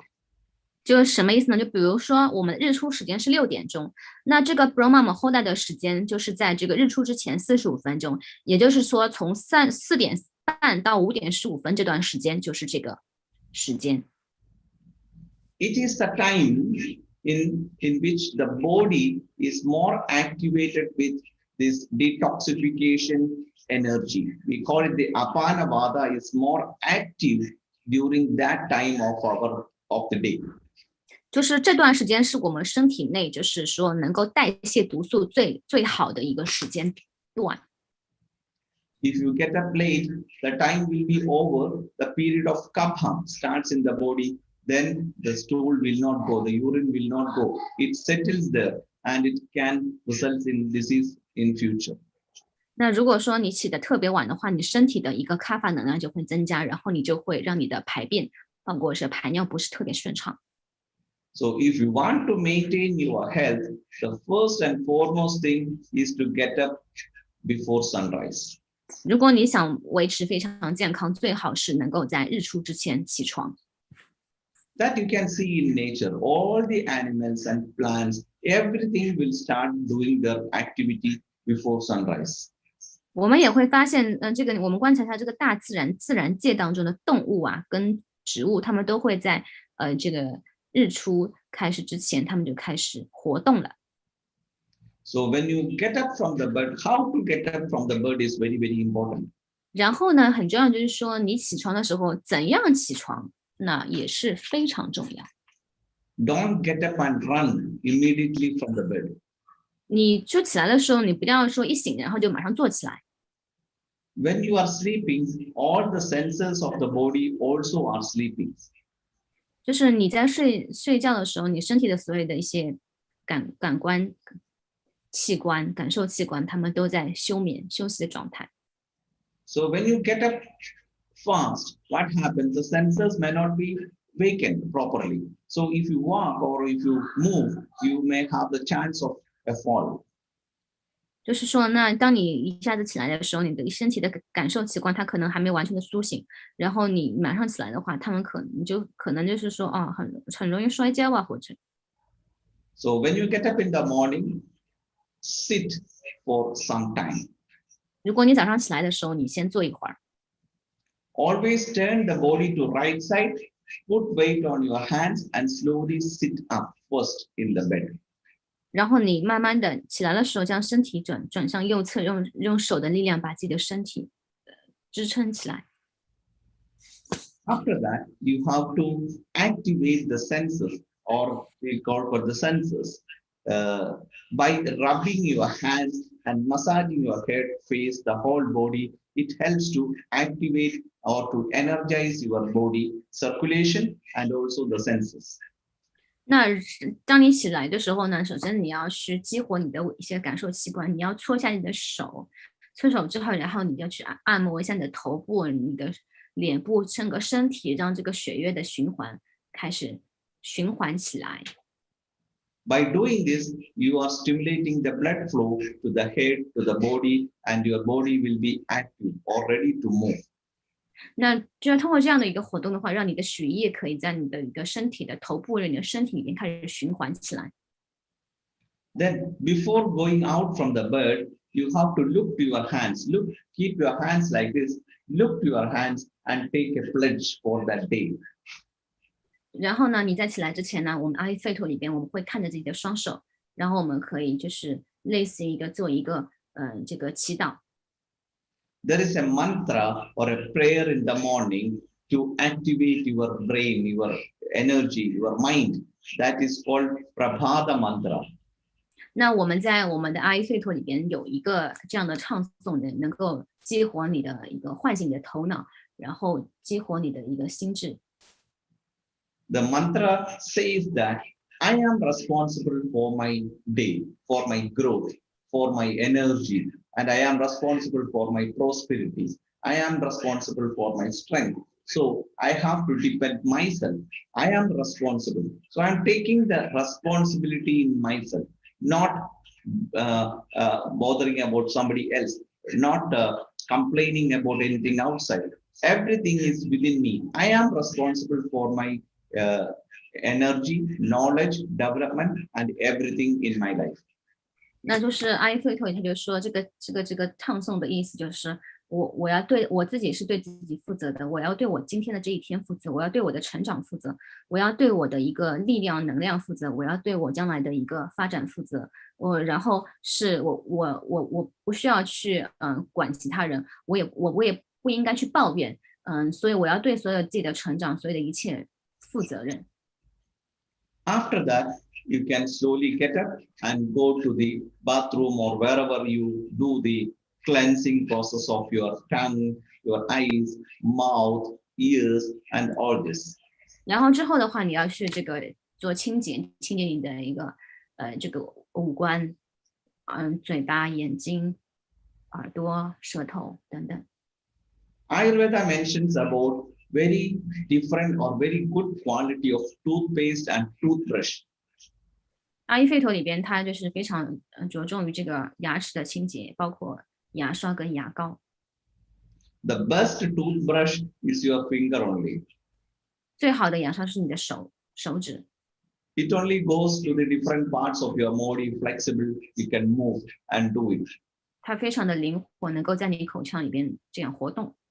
So there is a herbal toothpaste or tooth powder which you can make in your home itself by using little bit of pepper, a little bit of salt, and a little bit of cardamom or powdered together to make a fine powder, and add a little bit of honey if possible, and mix a paste. And that paste is the best one. You can do it daily without any chemicals.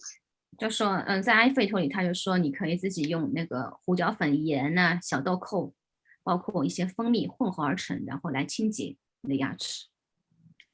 Then, otherwise, you can use a brush also, but use this paste instead of buying it from the shop with a lot of fluorides and chemicals, which over a period of time disturbs your oral cavity, disturbs your teeth, it disturbs the enamel, and finally you will get a lot of mouth problem if you use unnecessarily too much of the chemical toothpaste.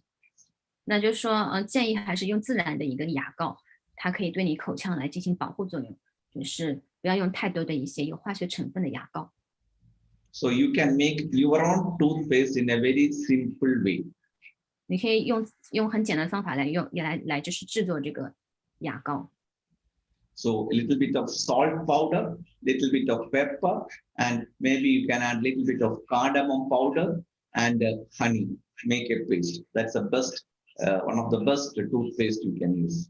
你可以加一些胡椒粉、盐，加一些小豆蔻的粉，加一些蜂蜜混合，来清洁你的牙齿。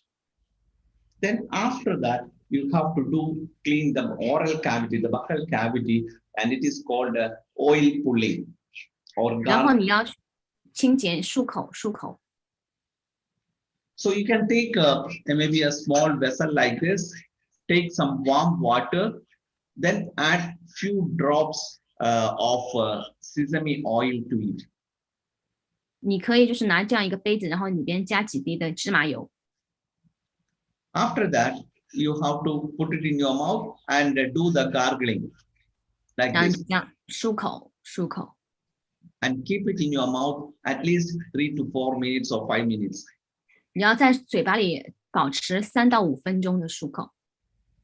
It stimulates all your taste buds. It stimulates the secretion of saliva and it cleans the oral cavity. 然后它能够促进你口水的分泌，它也可以去清洁你的口腔。It not only cleans the mouth, it also cleans the sinuses. You know, at night when you sleep, lot of phlegm accumulates here in the sinus. When you keep this hot water and doing the gargling, opens up the pores of sinus and the secretion goes out. 那就是说，这个漱口并不是口腔，然后对你这些腺体，你这个鼻子周围的腺体，它也可以得到一个清洁，把那些毒素可以从口腔当中排出去。Then after that, you can clean your tongue using a small steel blade like this. You can buy it online, or there are different types of tongue cleaners. This is one of the typical thing we use in India. Using this is made of steel, but you can buy made of copper or silver. You can use. Then after cleaning the teeth, you have to protrude your tongue out like this. 然后就说你这个清洁完口腔之后，你要清洁你的舌头，你可以买一个这个清洁舌头的一个东西。Then use this tongue cleaner inside and slowly pull it forward. 也就像我这样的，把它放到口里，然后慢慢的推。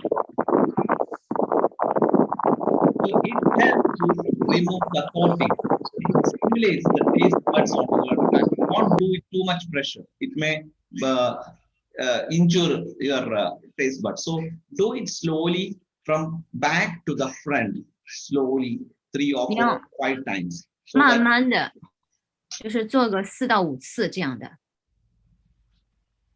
After cleaning the tongue, you can again do some gargling with hot water. In cold weather especially, you can use warm water.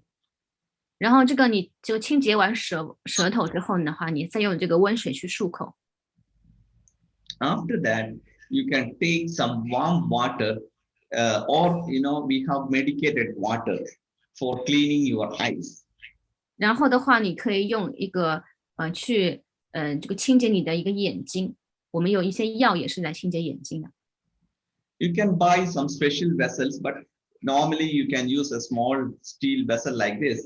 Take warm water inside, then bend your head forward, open your eyes inside the water, warm water, and do closing and opening of the eyes like this, so that the water cleanses all the sclera, that white part, and also the lacrimal glands, the tear producing glands, and it removes all the dirt and impurities from your eyes. 然后就是说，你也可以专门有这个洗眼的一些东西的，然后你可以去用这个温水，然后就是说你把眼睛就洗眼的话，你的眼睛要保持一张眨，然后在这个清洁你的眼睛，眨几次，在这个温水里边眨几次。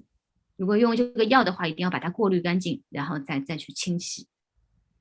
And you can use the medicines like triphala powder to make a decoction or a tea, herbal tea, but you have to filter it 3 or 4 times with cotton. Otherwise, the dust will go to your eyes and irritate your eyes. 如果你要用，你也可以建议用雀发粉，但是你要如果用雀发粉洗眼睛的话，记住一定要把它滤干净，才可以去洗，否则它会伤到眼睛。After cleaning the one eye, you have to remove that. You have to throw out that water, take fresh water or decoction for the other eye. 然后清洁完一个之后的话，你要去把它弄掉，然后换水，然后洗另外一个眼睛。So it helps to clear your vision. It helps to remove the toxins. So it energizes your eyes, improves circulation, remove toxins, and it will be very useful if you can do it every day.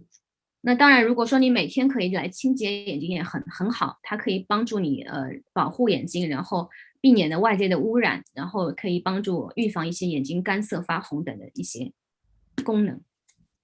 Then we have to go to the nose. So we have done the clean the mouth, we have cleaned the eyes, the tongue, and then we go to the nose. That is called nadi. 然后第二种就是下面一种就是关于这个我们清洁鼻腔的一个方法。So for that, there is a special type of vessel like this you can buy online. This is called nadi pot. 我们可以有专门的一个洗鼻器、洗鼻壶。This is a very simple procedure. I will show you how to do. If anybody 非常 needs 简单。 pain, we can do one-to-one personal consultation, and we can help you after buying this type of vessels. 如果说你不清楚，我们也可以私下咨询哈。我 So 先来演示一下。I will show you how to do it in a simple way. You have to sit or stand and bend the head forward 或者 like 站 this. 着，你的然后头要倾斜一下， Then insert this nostril into one nostril.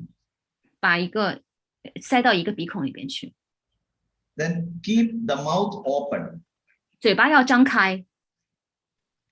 You have to inhale and exhale. After this, when we do this through the mouth only, not through the nose, when you pour this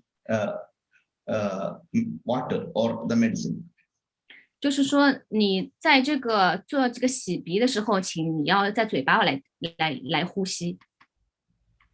So turn the head like this, insert this nostril into your nostril, open your mouth, slowly turn it so that it goes through 慢慢 one. 的，它就是这个水啊，它会从一个鼻腔进去，然后从另外一个鼻腔出来，保持一定的倾斜度。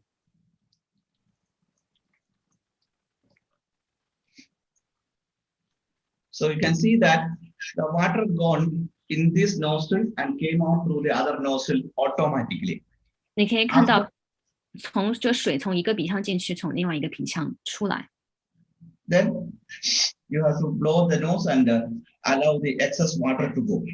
然后很重要的话是，你要把这个另外一个，就是把那个水呀、把这个多余的在鼻腔的水把它哼出来。 After removing from that, then you have to do the opposite side. So this, 然后 like 做完之后，你要去同样的话，另外一边清洗，这倾斜，要嘴巴保持张开。你要找到一个适当的角度，它这个水就可以自己流出来。可以尝试一下，一般是用盐水，温的盐水。你要把鼻子水多余的水哼掉，或者你也可以做一些巴氏呼吸，把它哼出来。 so like this, you can clean both the nostrils. So it goes through this and comes out through this nostril, and it clean all the nasal passages and also the tubes of the sinus, which opens to the nose, and it removes the dirt, and it removes the the allergic pollens and other things, opens up your nasal passage, and it is very good for cleaning even all the bacteria, microorganisms in this area. So very effective for people who gets the allergic conditions or recurrent upper respiratory tract infections. 就是它这个清理这个鼻腔很重要，它可以预防你那个鼻子里边的一些细菌的感染。有些人有鼻炎啊，包括这个，它不仅是清理鼻腔，然后对这个鼻窦，那整个鼻子附近的一些腺体，一些这个鼻子相关这个附近的一些腺体，包括鼻窦这个区域，都做一个清洁，预防一些过敏的一个症状。So this is called neti. 这个就是一个鼻子的清洁，叫 neti。 Then you can do the cleaning of your ears, and which helps to improve the hearing capacity or hearing. 然后呢，你可以清洁你的耳朵，然后提升你的听力。You can take some salt water, maybe boil. After boiling it, add some salt to that. Take it in a filler or a spoon, bend your ears like this and pour it here, and keep it here for a few seconds like this. 你可以就是 so you mean you put the water into the ear? Salt water, warm salt water. OK， 就是你要把就是你可以清你的耳朵，也是用温的盐水，可以就这样子倒到耳朵里，然后耳朵这边保持一些这个角度。Or you can use warm sesame oil, little bit of oil which is little warm. That also will be useful for the ears. If you can do at least once in a week, if you do, it helps to clean the ears. 就是说，你也可以放一些这个一个温热的芝麻油来这个放到耳朵里边，然后 once a week, right? If possible, once a week or once a month. Like that, you can do the ear cleaning, ear washing. After putting that, you can use a bud and remove all the ear wax. 你也可以之后的话，然后再把它擦掉，把那个油擦掉，然后就可以一个月做个1-2次这样子。So only thing to be careful is if there is any hole, some people will be having some hole inside the eardrum. Those people are not supposed to do this ear cleaning like this. You mean ear what? Ear hole? There is a eardrum, inside the ear there is a drum where the sound makes the vibration. Some people will be having hole in it. So people are not supposed to do this because the water may go inside. So this is a precaution. They have to check the ears before do this cleaning process. 尤其是就是那个叫什么，有些人他就说那边那个地方叫这个发声的那个叫叫什么？就是那个耳膜啊，耳膜这边他如果说有动的，或者打过什么耳膜这个地方鼓膜的地方，它有动的，你要特别注意。就说它的这些水啊油啊就会进入到里边去，这样的人他是不适合的。So with this, we have covered all the organs on your face. 那我们就是说，这个就是我们每天我们建议的清理的你这个我们的面部的一些五官这个清洁。Altogether, it takes hardly 10 minutes. 可能你其实很快，差不多10分钟你就可以做完这个清洁。Or maybe in the beginning, 15 minutes maximum. 刚开始可能就15分钟需要。But if we do this, it stimulates the digestive fire. If you feel the things are cleaned and your activation of energy will happen, the digestive fire, the enthusiasm, everything will be activated by doing these simple procedures. 那通过这样的方法的话，我们就可以刺激我们的消耗火。Okay, shall we go to the next slide, please? Also, could you teach the people that are chanting in the morning? Yeah. The chanting. Okay.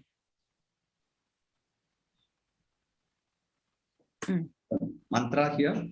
Yes, mantra. Okay. So you want to go to the mudras first or mantra first? Maybe you teach them that morning chanting. Okay, then the previous. Previous. That Gayatri mantra, no? Gayatri mantra. No, I mean the one you said that in the morning. Look at the hands. Yeah, when you get up from the bed. Yeah. Okay.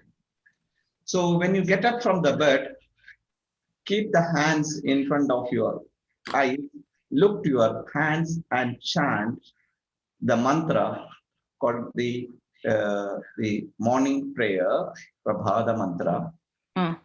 就是说我们早上的话，刚刚讲到了，早上起床之前，在阿育吠陀里边，他们会做一个唱诵，就是说你看着这个手，说你就是要对自己负责任的这个一个唱诵，你要看着自己的手来唱诵。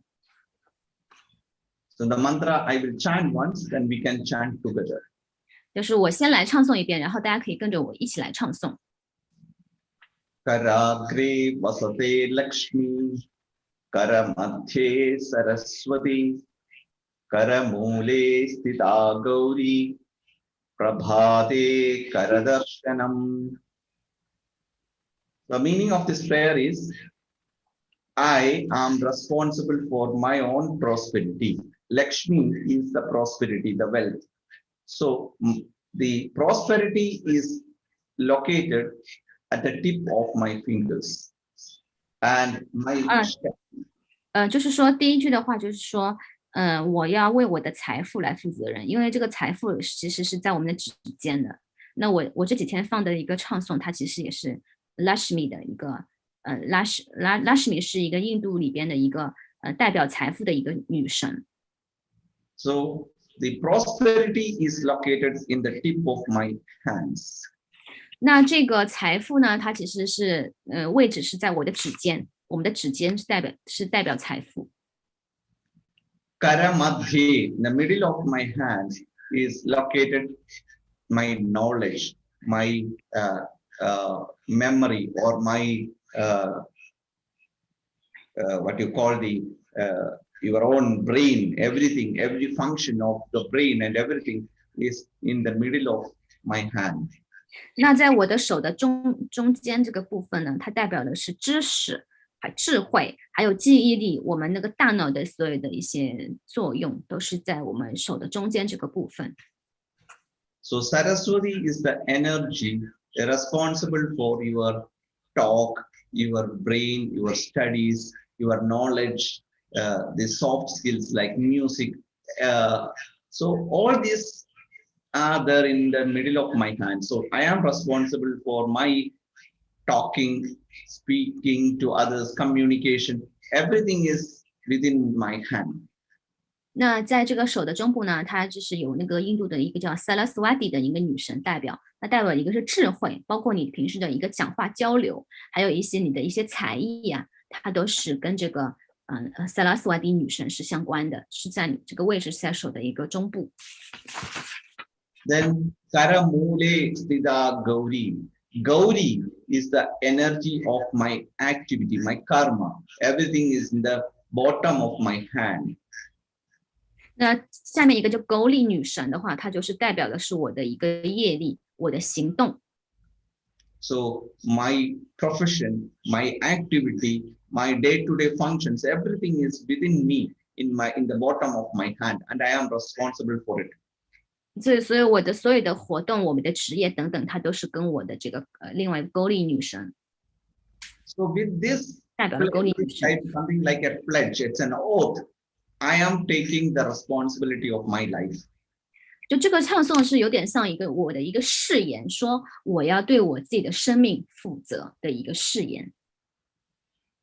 Is it clear? 大家能够明白吗？ So shall we chant once again together? 这个好的文字到时候会发在群里的，好吗？我们现在抓紧时间，因为可能内容很多。我们现在大家可以打开我们的静音哈，可以跟着一起唱诵。我们可以取消静音，自己取消静音，然后他唱一句，我们可以跟着他一起唱诵。You can download this mantra from Google. It is there. And maybe we can send to them because here we cannot access to Google. Oh, okay. 嗯。 So sit straight, eyes closed. Take few deep inhalation, exhalation. 那我们眼睛保持闭着，脊椎保持挺直，然后我们深吸一口气，慢慢的呼出来，再一次吸气，呼出来。 After getting up from the bed, after rubbing your hands and massaging your body, then open your eyes, look to your hands, keep the hands like this. 然后呢，就是早晨起来之后呢，你可以先搓一下双手，搓完双手之后去按摩一下你的整个身体，从头部开始按摩，按摩完之后你就眼睛看着你的双手。Om Karakre Vasate Lakshmi. Om Karakre Karate Vasate Vasate Vasade Lakshmi. Lakshmi 这是命，看指尖 Karamadhe Karamate Saraswati. Saraswati Saraswati Karamule Karamate Karamule Karamate Sita Gauri Tita Koli Prabhate Rapade Karadarshanam. Kalakshanam. Okay, so we will send you the script and also maybe a video so that it will be easy for you to practice. So this is very, very effective for activating and to stimulate your inner energy. 这个就是我到时候会把这个唱诵发给大家，那它就是非常有效，能够去刺激，能够去唤醒我们身体的一个唱诵，早晨。Okay, next we will go to the procedures of mudra, which we have discussed yesterday, that we will go today. So we will go to that. Okay, mudra. Shall we go to the yesterday's mudra, right? Yeah. Okay. For different type of people, for different problems, there are certain techniques which we can practice, which helps to pacify or to activate our energy level in the body. 那对于不同体质的人呢，我们包括不同的问题，我们有不同的一个方法，一个从能量角度的一个方法。See, our body is made of 5 elements. 我们知道我们的身体是由5大元素来构成的。And this function is controlled, the energy of the 5 elements or any energy is balanced by the action of our brain. 那我们这个能量呢，它是受我们大脑的控制。And our body our brain got 2 hemispheres. One is the left hemisphere, another is the right hemisphere, as we know. 我们都知道，大脑分左右2个脑部脑区。And the right side of the body or right side of the brain is connected with all the soft skills of our body or our life. 右脑的话，跟我们的一些比较我们所谓的软技能相关。And the left side is controlled all the functions of the reasoning, that sort of activities are doing by the left hemisphere. 那些左脑负责相关的功能，包括逻辑啊等等的一些相关的功能。So we connect it with the sun and the moon energy. 它同时跟我们的太阳跟我先静音一下啊，就是说我同时跟那个太阳跟月亮的能量相关。So everything in the universe is having some. Could you mute? Yeah. Everything in the nature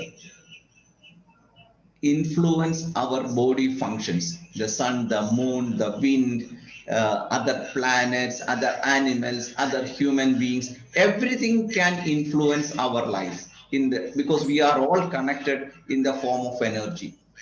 那因为就是这个自然界的万物，包括这个太阳啊、月亮啊、风啊，还有自然界一切的一个动植物、生物，包括我们这个环境中的人，都跟我们有密切相关，因为这一切都是由能量，来自于同一个能量。So our body is also made of 5 elements, which is a part of this universe. 我们这个身体呢，也是由这个创造界自然的5大元素来构成的。And in our hands, these 5 fingers represents one elements. 那我在我们的手里呢，手指，那每个手指都代表一个元素。This thumb represents the fire element. 这个大拇指是代表火， This index finger represents the air element. 食指是代表是我们的一个风空气， The middle finger represents the space element. 中指是代表空间， Then the ring finger represents the earth element. 就是我们的这个叫什么？无名指是代表土元素， The little finger represents the water element. 小指代表水元素。 As we know, our body is also made of 5 elements. 所以我们知道我们的身体也是由这5大元素构成的。 So these 3 forces, which is developing from our body, the Vata, Pitta, and Kapha, represents by our 5 fingers. 那这个 Vata、Pitta、Kapha 也是由这个5大元素来构成的。 So when you connect your thumb, that is the fire, with the little finger, that is water, this is a symbol of Pitta, by which our body is made of. So the Pitta is developed from the fire and water. 那当你的大拇指跟小指相触的时候，也就是火元素跟水元素结合的时候，这个代表的是火 Pitta。 The thumb and the middle finger and the index finger represents Vata. 那我们的食指跟中指2个放在一块儿，代表的就是我们的风元素 Vata。 The ring finger and small finger together represents Kapha. 那我们的无名指跟小指在一块儿，代表的是我们的 Kapha 土 Is 的 that clear? 大家明白吗？清楚吗？ So these 2 represents together. When you connect, it is Pitta. 这个是火， These 2 represents Vata. 这个是风， These 2 represents Kapha. 这2个手指的话是土。 So if we understood this principle, we can do a stimulation to control or to, if it is less, you can increase. If it is increased, we can reduce by connecting with these fingers. That is called mudra. 那我们知道这些，在于这个原则的基础上，我们就知道，当你的能量就是身体的这个5大元素能量，就是太多或者太少的时候，你就可以通过这个手印的方式来调整它。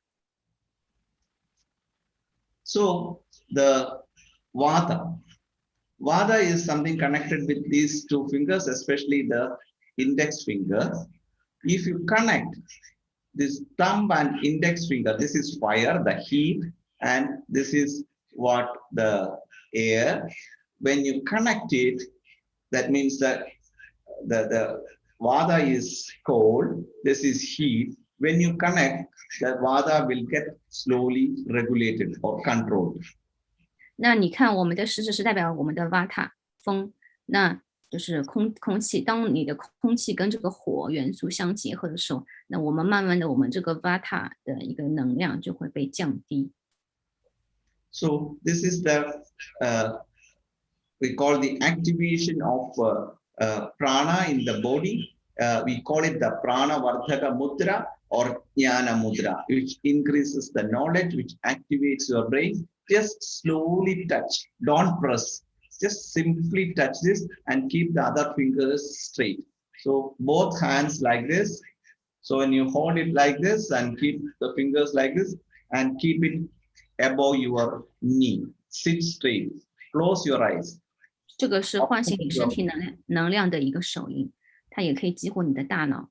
它就是轻轻的将我们的大拇指跟食指的指尖轻轻触碰，然后放在我们的大腿上，眼睛保持闭着。 If you sit like this, observing your breath, after maybe few minutes, you feel your system is getting alert.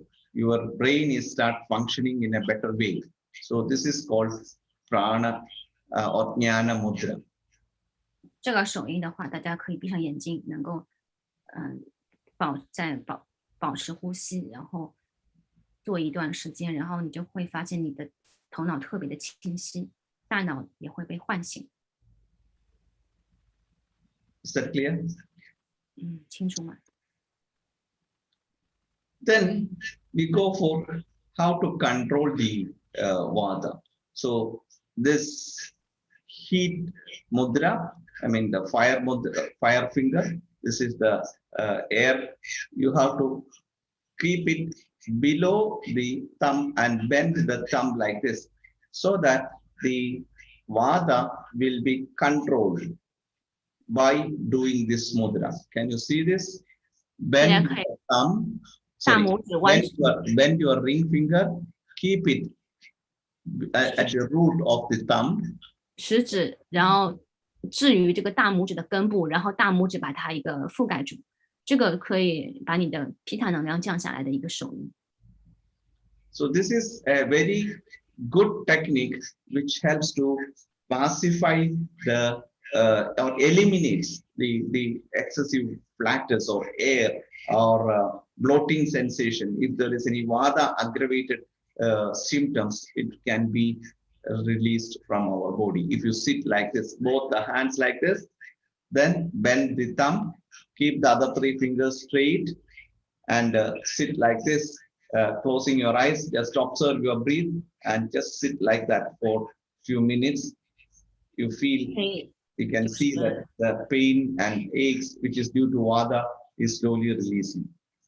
然后你就会，这个就是降低这个 vata 的一个能量的一个手印。你可以眼睛闭着，保持呼吸，在这个姿势里边，这个手印里面做个几分钟，然后你就会发现那些 vata 升高而导致的一些问题症状，比如说一些那个疼痛啊，身体的疼痛啊，关节的疼痛啊，慢慢就会消失。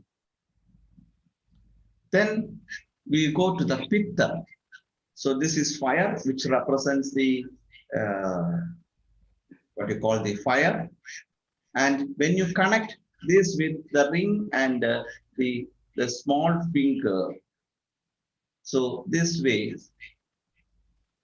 can you see the ring finger, the small finger? I mean the ring finger, the small finger, and the thumb. This is water and air connecting with the fire. It is going down above this kapha, representing under the pitta, so that it pacifies the pitta. So that both hands, if you hold like this, other two fingers straight, you can sit like this.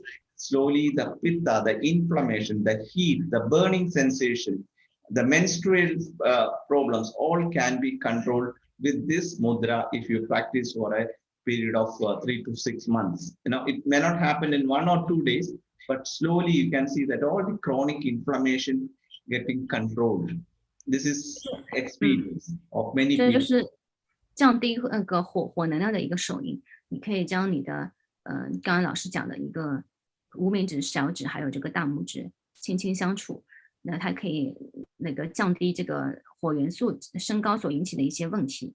那个另外对女性的经期也是有好处的，但这个手印不是说1、2天，你至少要坚持3到6个月，它会有一些很明显的效果。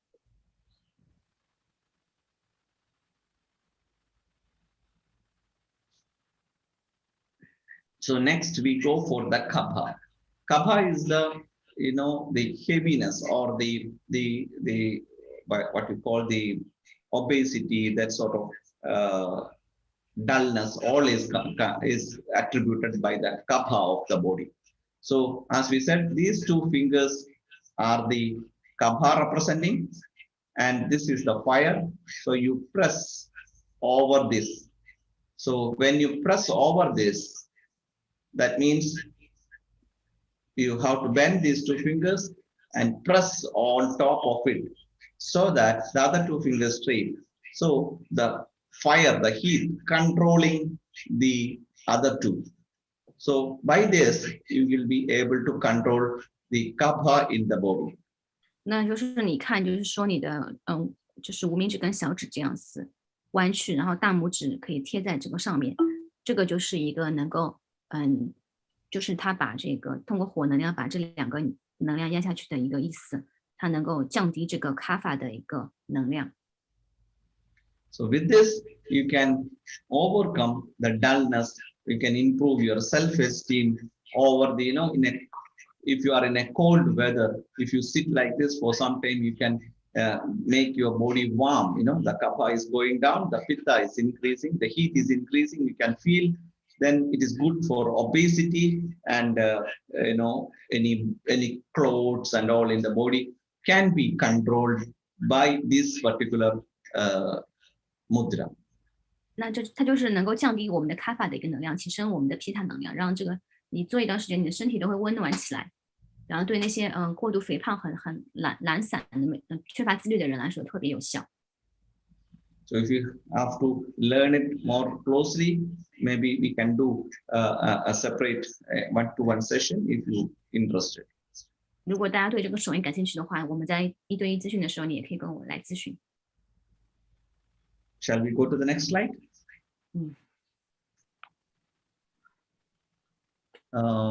So there is a very good mantra from Rig Veda. That is one of the ancient, or we can say the first Veda, the Rig Veda. It's called the Gayatri Mantra. 那就是还有我们就讲到一个叫 Gayatri Mantra， 它来自于一个叫利居吠陀的一个四吠陀之一。Shall we go in this mantra? Shall we chant this? Yeah, you can chant. Okay, Gayatri is supposed to be the energy which is responsible for the function of the brain. Gayatri 它就是主要是能够对我们大脑起作用。So to activate the metabolism, the consciousness, the awareness, the cleaning of the mind, for every such thing, Gayatri mantra is very, very effective. 那它对于这个我们这个大意识，我们的一个意识的一个意识的扩展，然后大脑的一些功能的一个提升，它的作用都是非常大的。So here you can see the three parts: Om Bhuhu, Om Bhuvaha, Om Suvaha. 3 states of consciousness. 它这个乌布虎布瓦哈索哈是意识的3个层次、3个阶段。The consciousness when you are in a awakened stage, the consciousness when you are in sleeping stage, and the consciousness in the dreaming stage. 就是说，你这个意识在不同的一个3个阶段，一个是你醒着的一个时候的意识，一个睡眠状态的意识，和你在梦境当中的意识。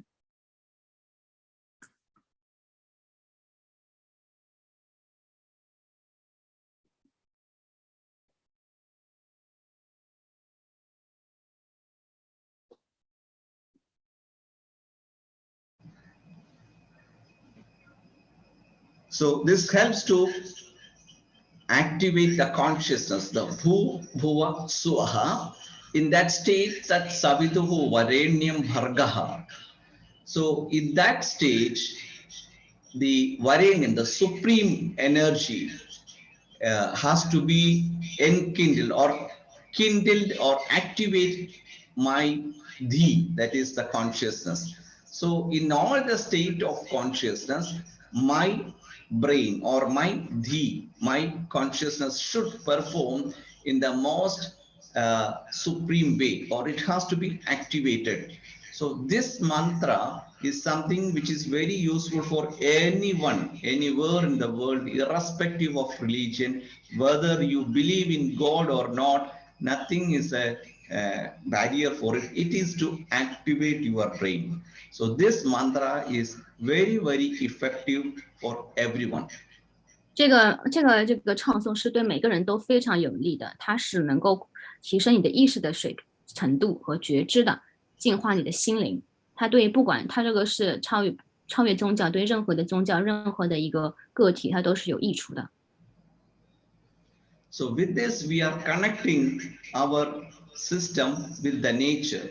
So here Gayatri represents the sun, which is the source of all the energy in earth. 那这个唱诵它是跟这个创造节是相连接的。这 Gayatri 它是代表了太阳，这个太阳是我们这一切能量的一个来源， So it is also known as Surya Gayatri. 它也是一个太阳的唱诵，叫做。 So connecting our system with the source of energy, that is the sun. 它和我们这个能量的来源来自于太阳，这个太阳相连接。 When you chant this, you have to close your eyes and visualize a rising sun in the middle of your eyebrows. So that is the third eye. You can visualize a sun, the rising sun. 就是当你唱诵的时候，你要闭上眼睛，你可以去想象一个在你眉心轮这个地方有一个升起的太阳。 So sit straight, eyes closed. 然后坐直，眼睛闭起来。 Om Bhurbhuvah Suvah Tatsaviturvarenyam Bhargo Devasya Dhimahi Dhiyo Yo Nah Prachodayat. Om Bhurbhuvah Suvah Tatsaviturvarenyam Bhargo Devasya Dhimahi Dhiyo Yo Nah Prachodayat. So we will send you this video and this script so that you can easy to learn this. Everyone can learn this and practice. Very, very useful. 那这个的话，我们会把这个唱诵发给大家，然后大家每个人都可以去练习它，这个非常非常的有帮助。 Shall we go to the next slide? OK， So another thing, so this mantra is meant for mental cleaning. Now we go for the energy cleaning, the aura cleaning, which is represents by the spiritual part of our body. 那然后我们讲一个气场的清理部分，它是跟我们这个精微的能量层面、灵性层面相关。 As we know, we are all connected with nature in the level of energy. 我们知道，我们在这个，我们都是跟这个自然界的能量，它都是有连接的。 So it is a subtle manifestation of everything living or non-living has an aura level. You can even photograph it using the Kerlin photography. 那就是说，我们这个自然界的万物，不管是有没有生物的，有没有生命的，它都是有这个气场。 You might have been noticed that if you are staying or living with some group of people who are positive thinking, automatically our energy level is increasing. 那我不知道大家有没有察觉到，当你可以跟一群那个正量的人、正念的人在一块的话，我们自然的能量也会得到提升。 Similarly, if you are with people with the negative thoughts, always they find fault with others, they're always talking bad about others. So that type of negative attitude people, if you be with them, your energy will be drained. You feel very tired, you feel very low energy, you feel headache, you feel loss of appetite. All these things also you might have been noticed. 那你有没有觉察到，当你跟一群负能量的人在一起，他经常的是抱怨啊，然后说别人坏话，很挑剔别人的话，你是不是会觉得，跟他们相处一段时间之后，你自己的能量也会变得很低，你身体也会有一些反应，比如头痛啊，你胃口不好等等。So when you do this aura cleaning, it helps to neutralize, it helps to remove all the negative feelings which may comes to you from the nature. You might have been noticed also in a cold weather, in a rainy weather, your energy will be low. That is because there is no sun, there is no light, there is no heat. Naturally, your energy goes down. Then you have to do some performance or some activity which helps to activate your energy level. That is what aura cleaning all about. 那就是说，你有没有觉察到，就是说，你有的时候也会有一些负面的情绪跟能量，有的时候跟外在的一个气候变化有关系。比如说呢，在那个天气非常冷的一个环境，然后没有太阳、没有阳光、没有热量的话，你也会觉得能量比较低。你需要通过一些就是活动一些方法来提升它。所以我们这个气场清理就特别重要。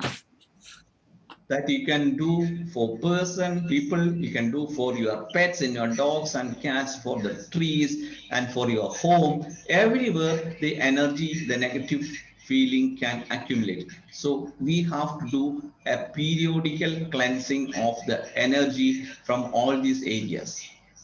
那就是说，我们这个，我们每个人啊，甚至是我们的宠物，我们周边的环境，一些花草树木等等，它都是在我们周围，它的那个能量状态也会影响到我们，所以我们要定期的做一些清理。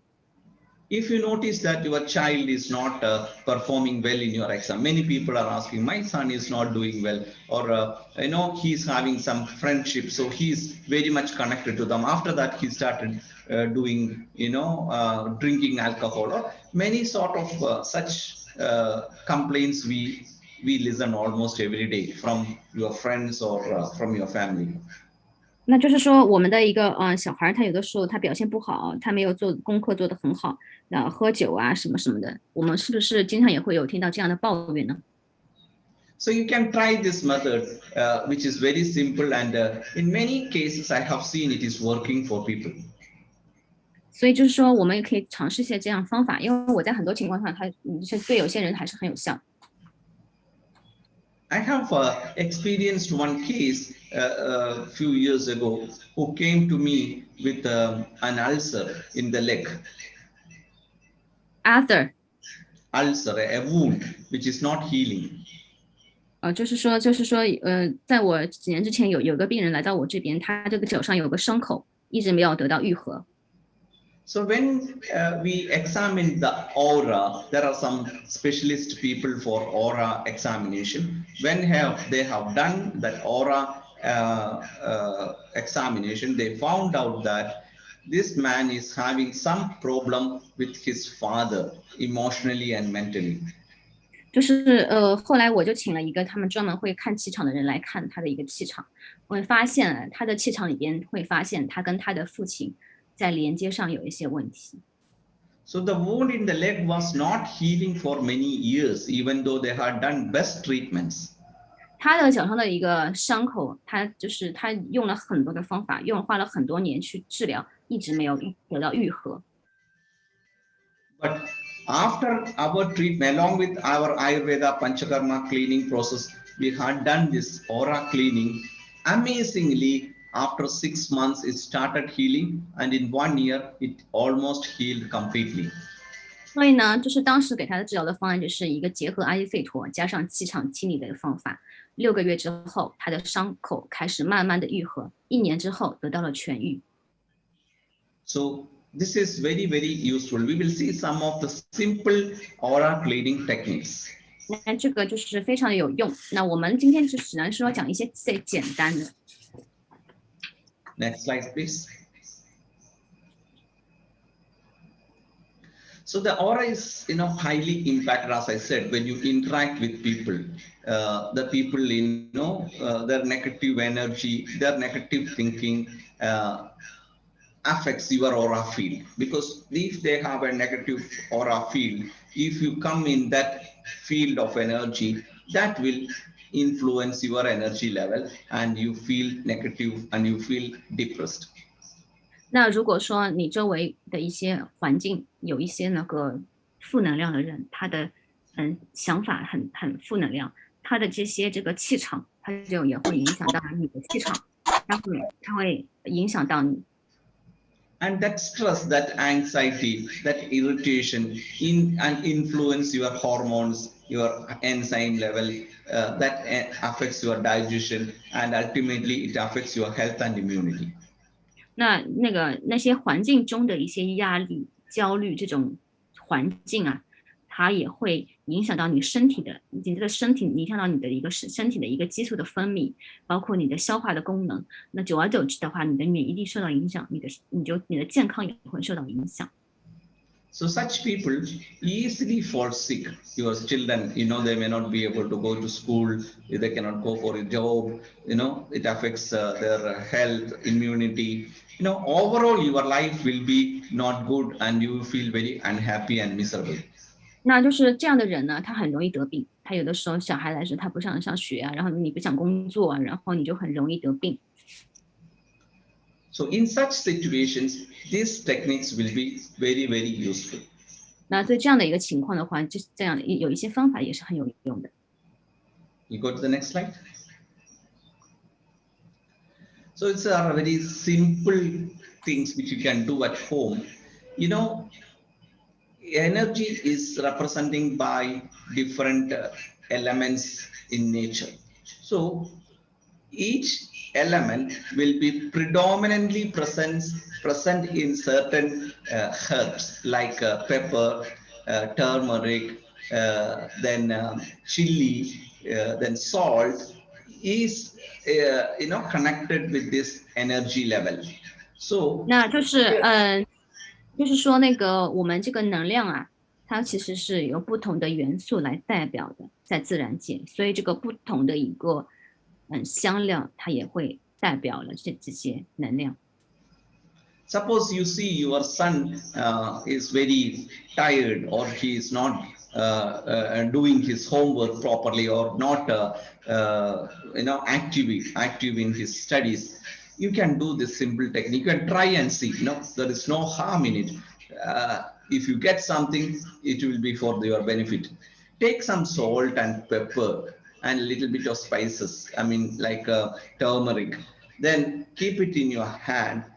Make your child to stand, or when he's lying down, then you have to visualize, and that boy, you have to inform that boy also. See, this helps to improve your concentration, or you have to give them some benefits. You have to talk about the benefit of this procedure so that they also will get connected with what we do mentally and in the energy level. 嗯，Then 是 you have 就是说那个，如果说你的小孩儿他这个学习成绩不好，然后他这个很累，那你就可以尝试一下用这个方法。比如说，你可以用一些这个香料，比如说盐、胡椒、辣椒、姜黄粉等，你可以放在手里，然后你也要告诉他你现在要做什么。说我为了要提升你的专注度，你可以去有这个画面。Then you have to keep all this thing in your hand, then clean the aura around his head, 3 times in an unwinding way. In a which way? Unwinding, this way is screwing. When you use a screwdriver, this is the screwing, right, inside. Then unwinding is opposite. Can you show? See, you use a screw and screwdriver, no? So Yeah. how you will put the screw inside from left to right? You turn like this, it goes in. Then how you remove the screw? You do like this, right? You mean Opposite anti-clockwise? Yes, anti-clockwise. 就是你这个做一个逆时针的一个就是这样的一个旋转。Yeah. Yeah. Then above his chest region, umbilical region, where he is having more difficulty, that area you can do the unwinding way and throw that spices into fire if possible, because if you throw spice into fire, maybe it makes the smell, or you can throw it to the water, flowing water, or you can throw it in the ground in an open space. So like that, you try to heal the aura, energy, negativity, few days continuously. Then you can see, definitely in our experience, we have seen a lot of changes. 那然后你就可以在就是这个把这些香料放在手里边，然后就是去清理他的气场，然后可以在他的头部，然后他的胸部，还有那个下腹部的部位去清理。然后清理完之后，你把这些香料可以投掷在火中，或者在一个流动的水里，或者是在这个土里边，就把这个香料给处理了。So this is one technique we can do easily. Everyone can do at home. 这个是非常简单的一个方法，大家可以去尝试，因为没有什么害处。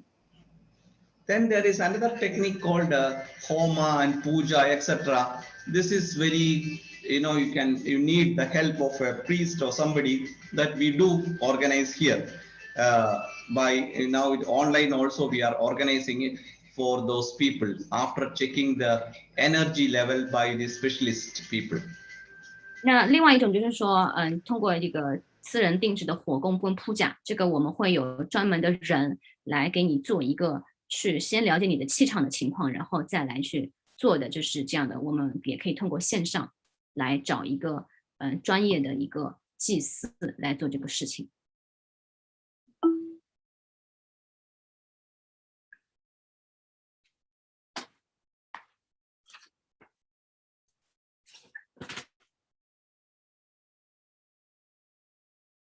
Can you unmute yourself? Do we have more slides? No. Okay. So with this, we have completed the cleaning of body, mind, and the spirit. So this 3 level is completely detoxified. So the energy is the fire. When it goes down, it ends up in toxins, and the toxins accumulate, produces diseases. This can happen in the physical body, in the mind, or in the energy. So these 3 levels.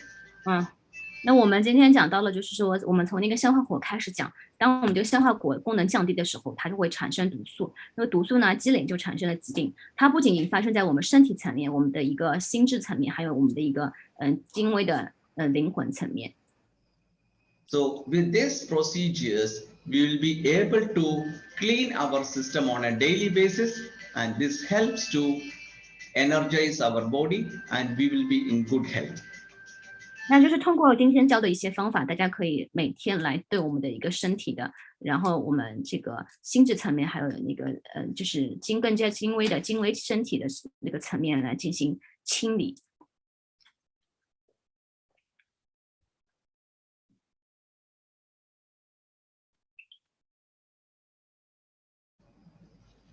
Hope today's session will be very useful for all of us, and this is some of very simple things which we can practice in our day-to-day life, which makes our life more successful, happy, and blissed.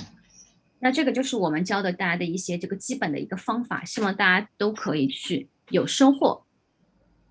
If you have any more doubts about this aura cleaning, Agni, Ama, detoxification, toxins, definitely if you have anything more to clear, you can write to Michelle, or you can send a message so that we can discuss on our last day, depends on our time.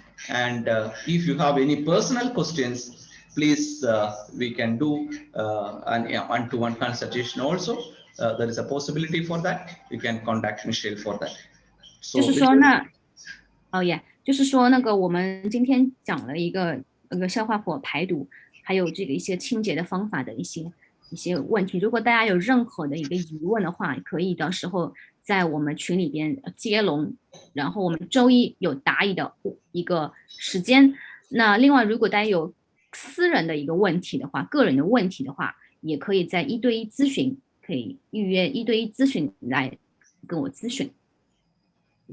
So with this, thank you very much, and looking forward to see you soon tomorrow morning in the same time. Thank you.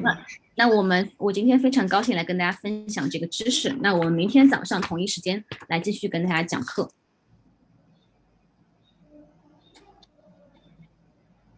OK。Thank you. 好，感谢大家。那我们今天的课程就到这里了，我们明天早上9点钟见。好，拜拜。Bye. 拜拜。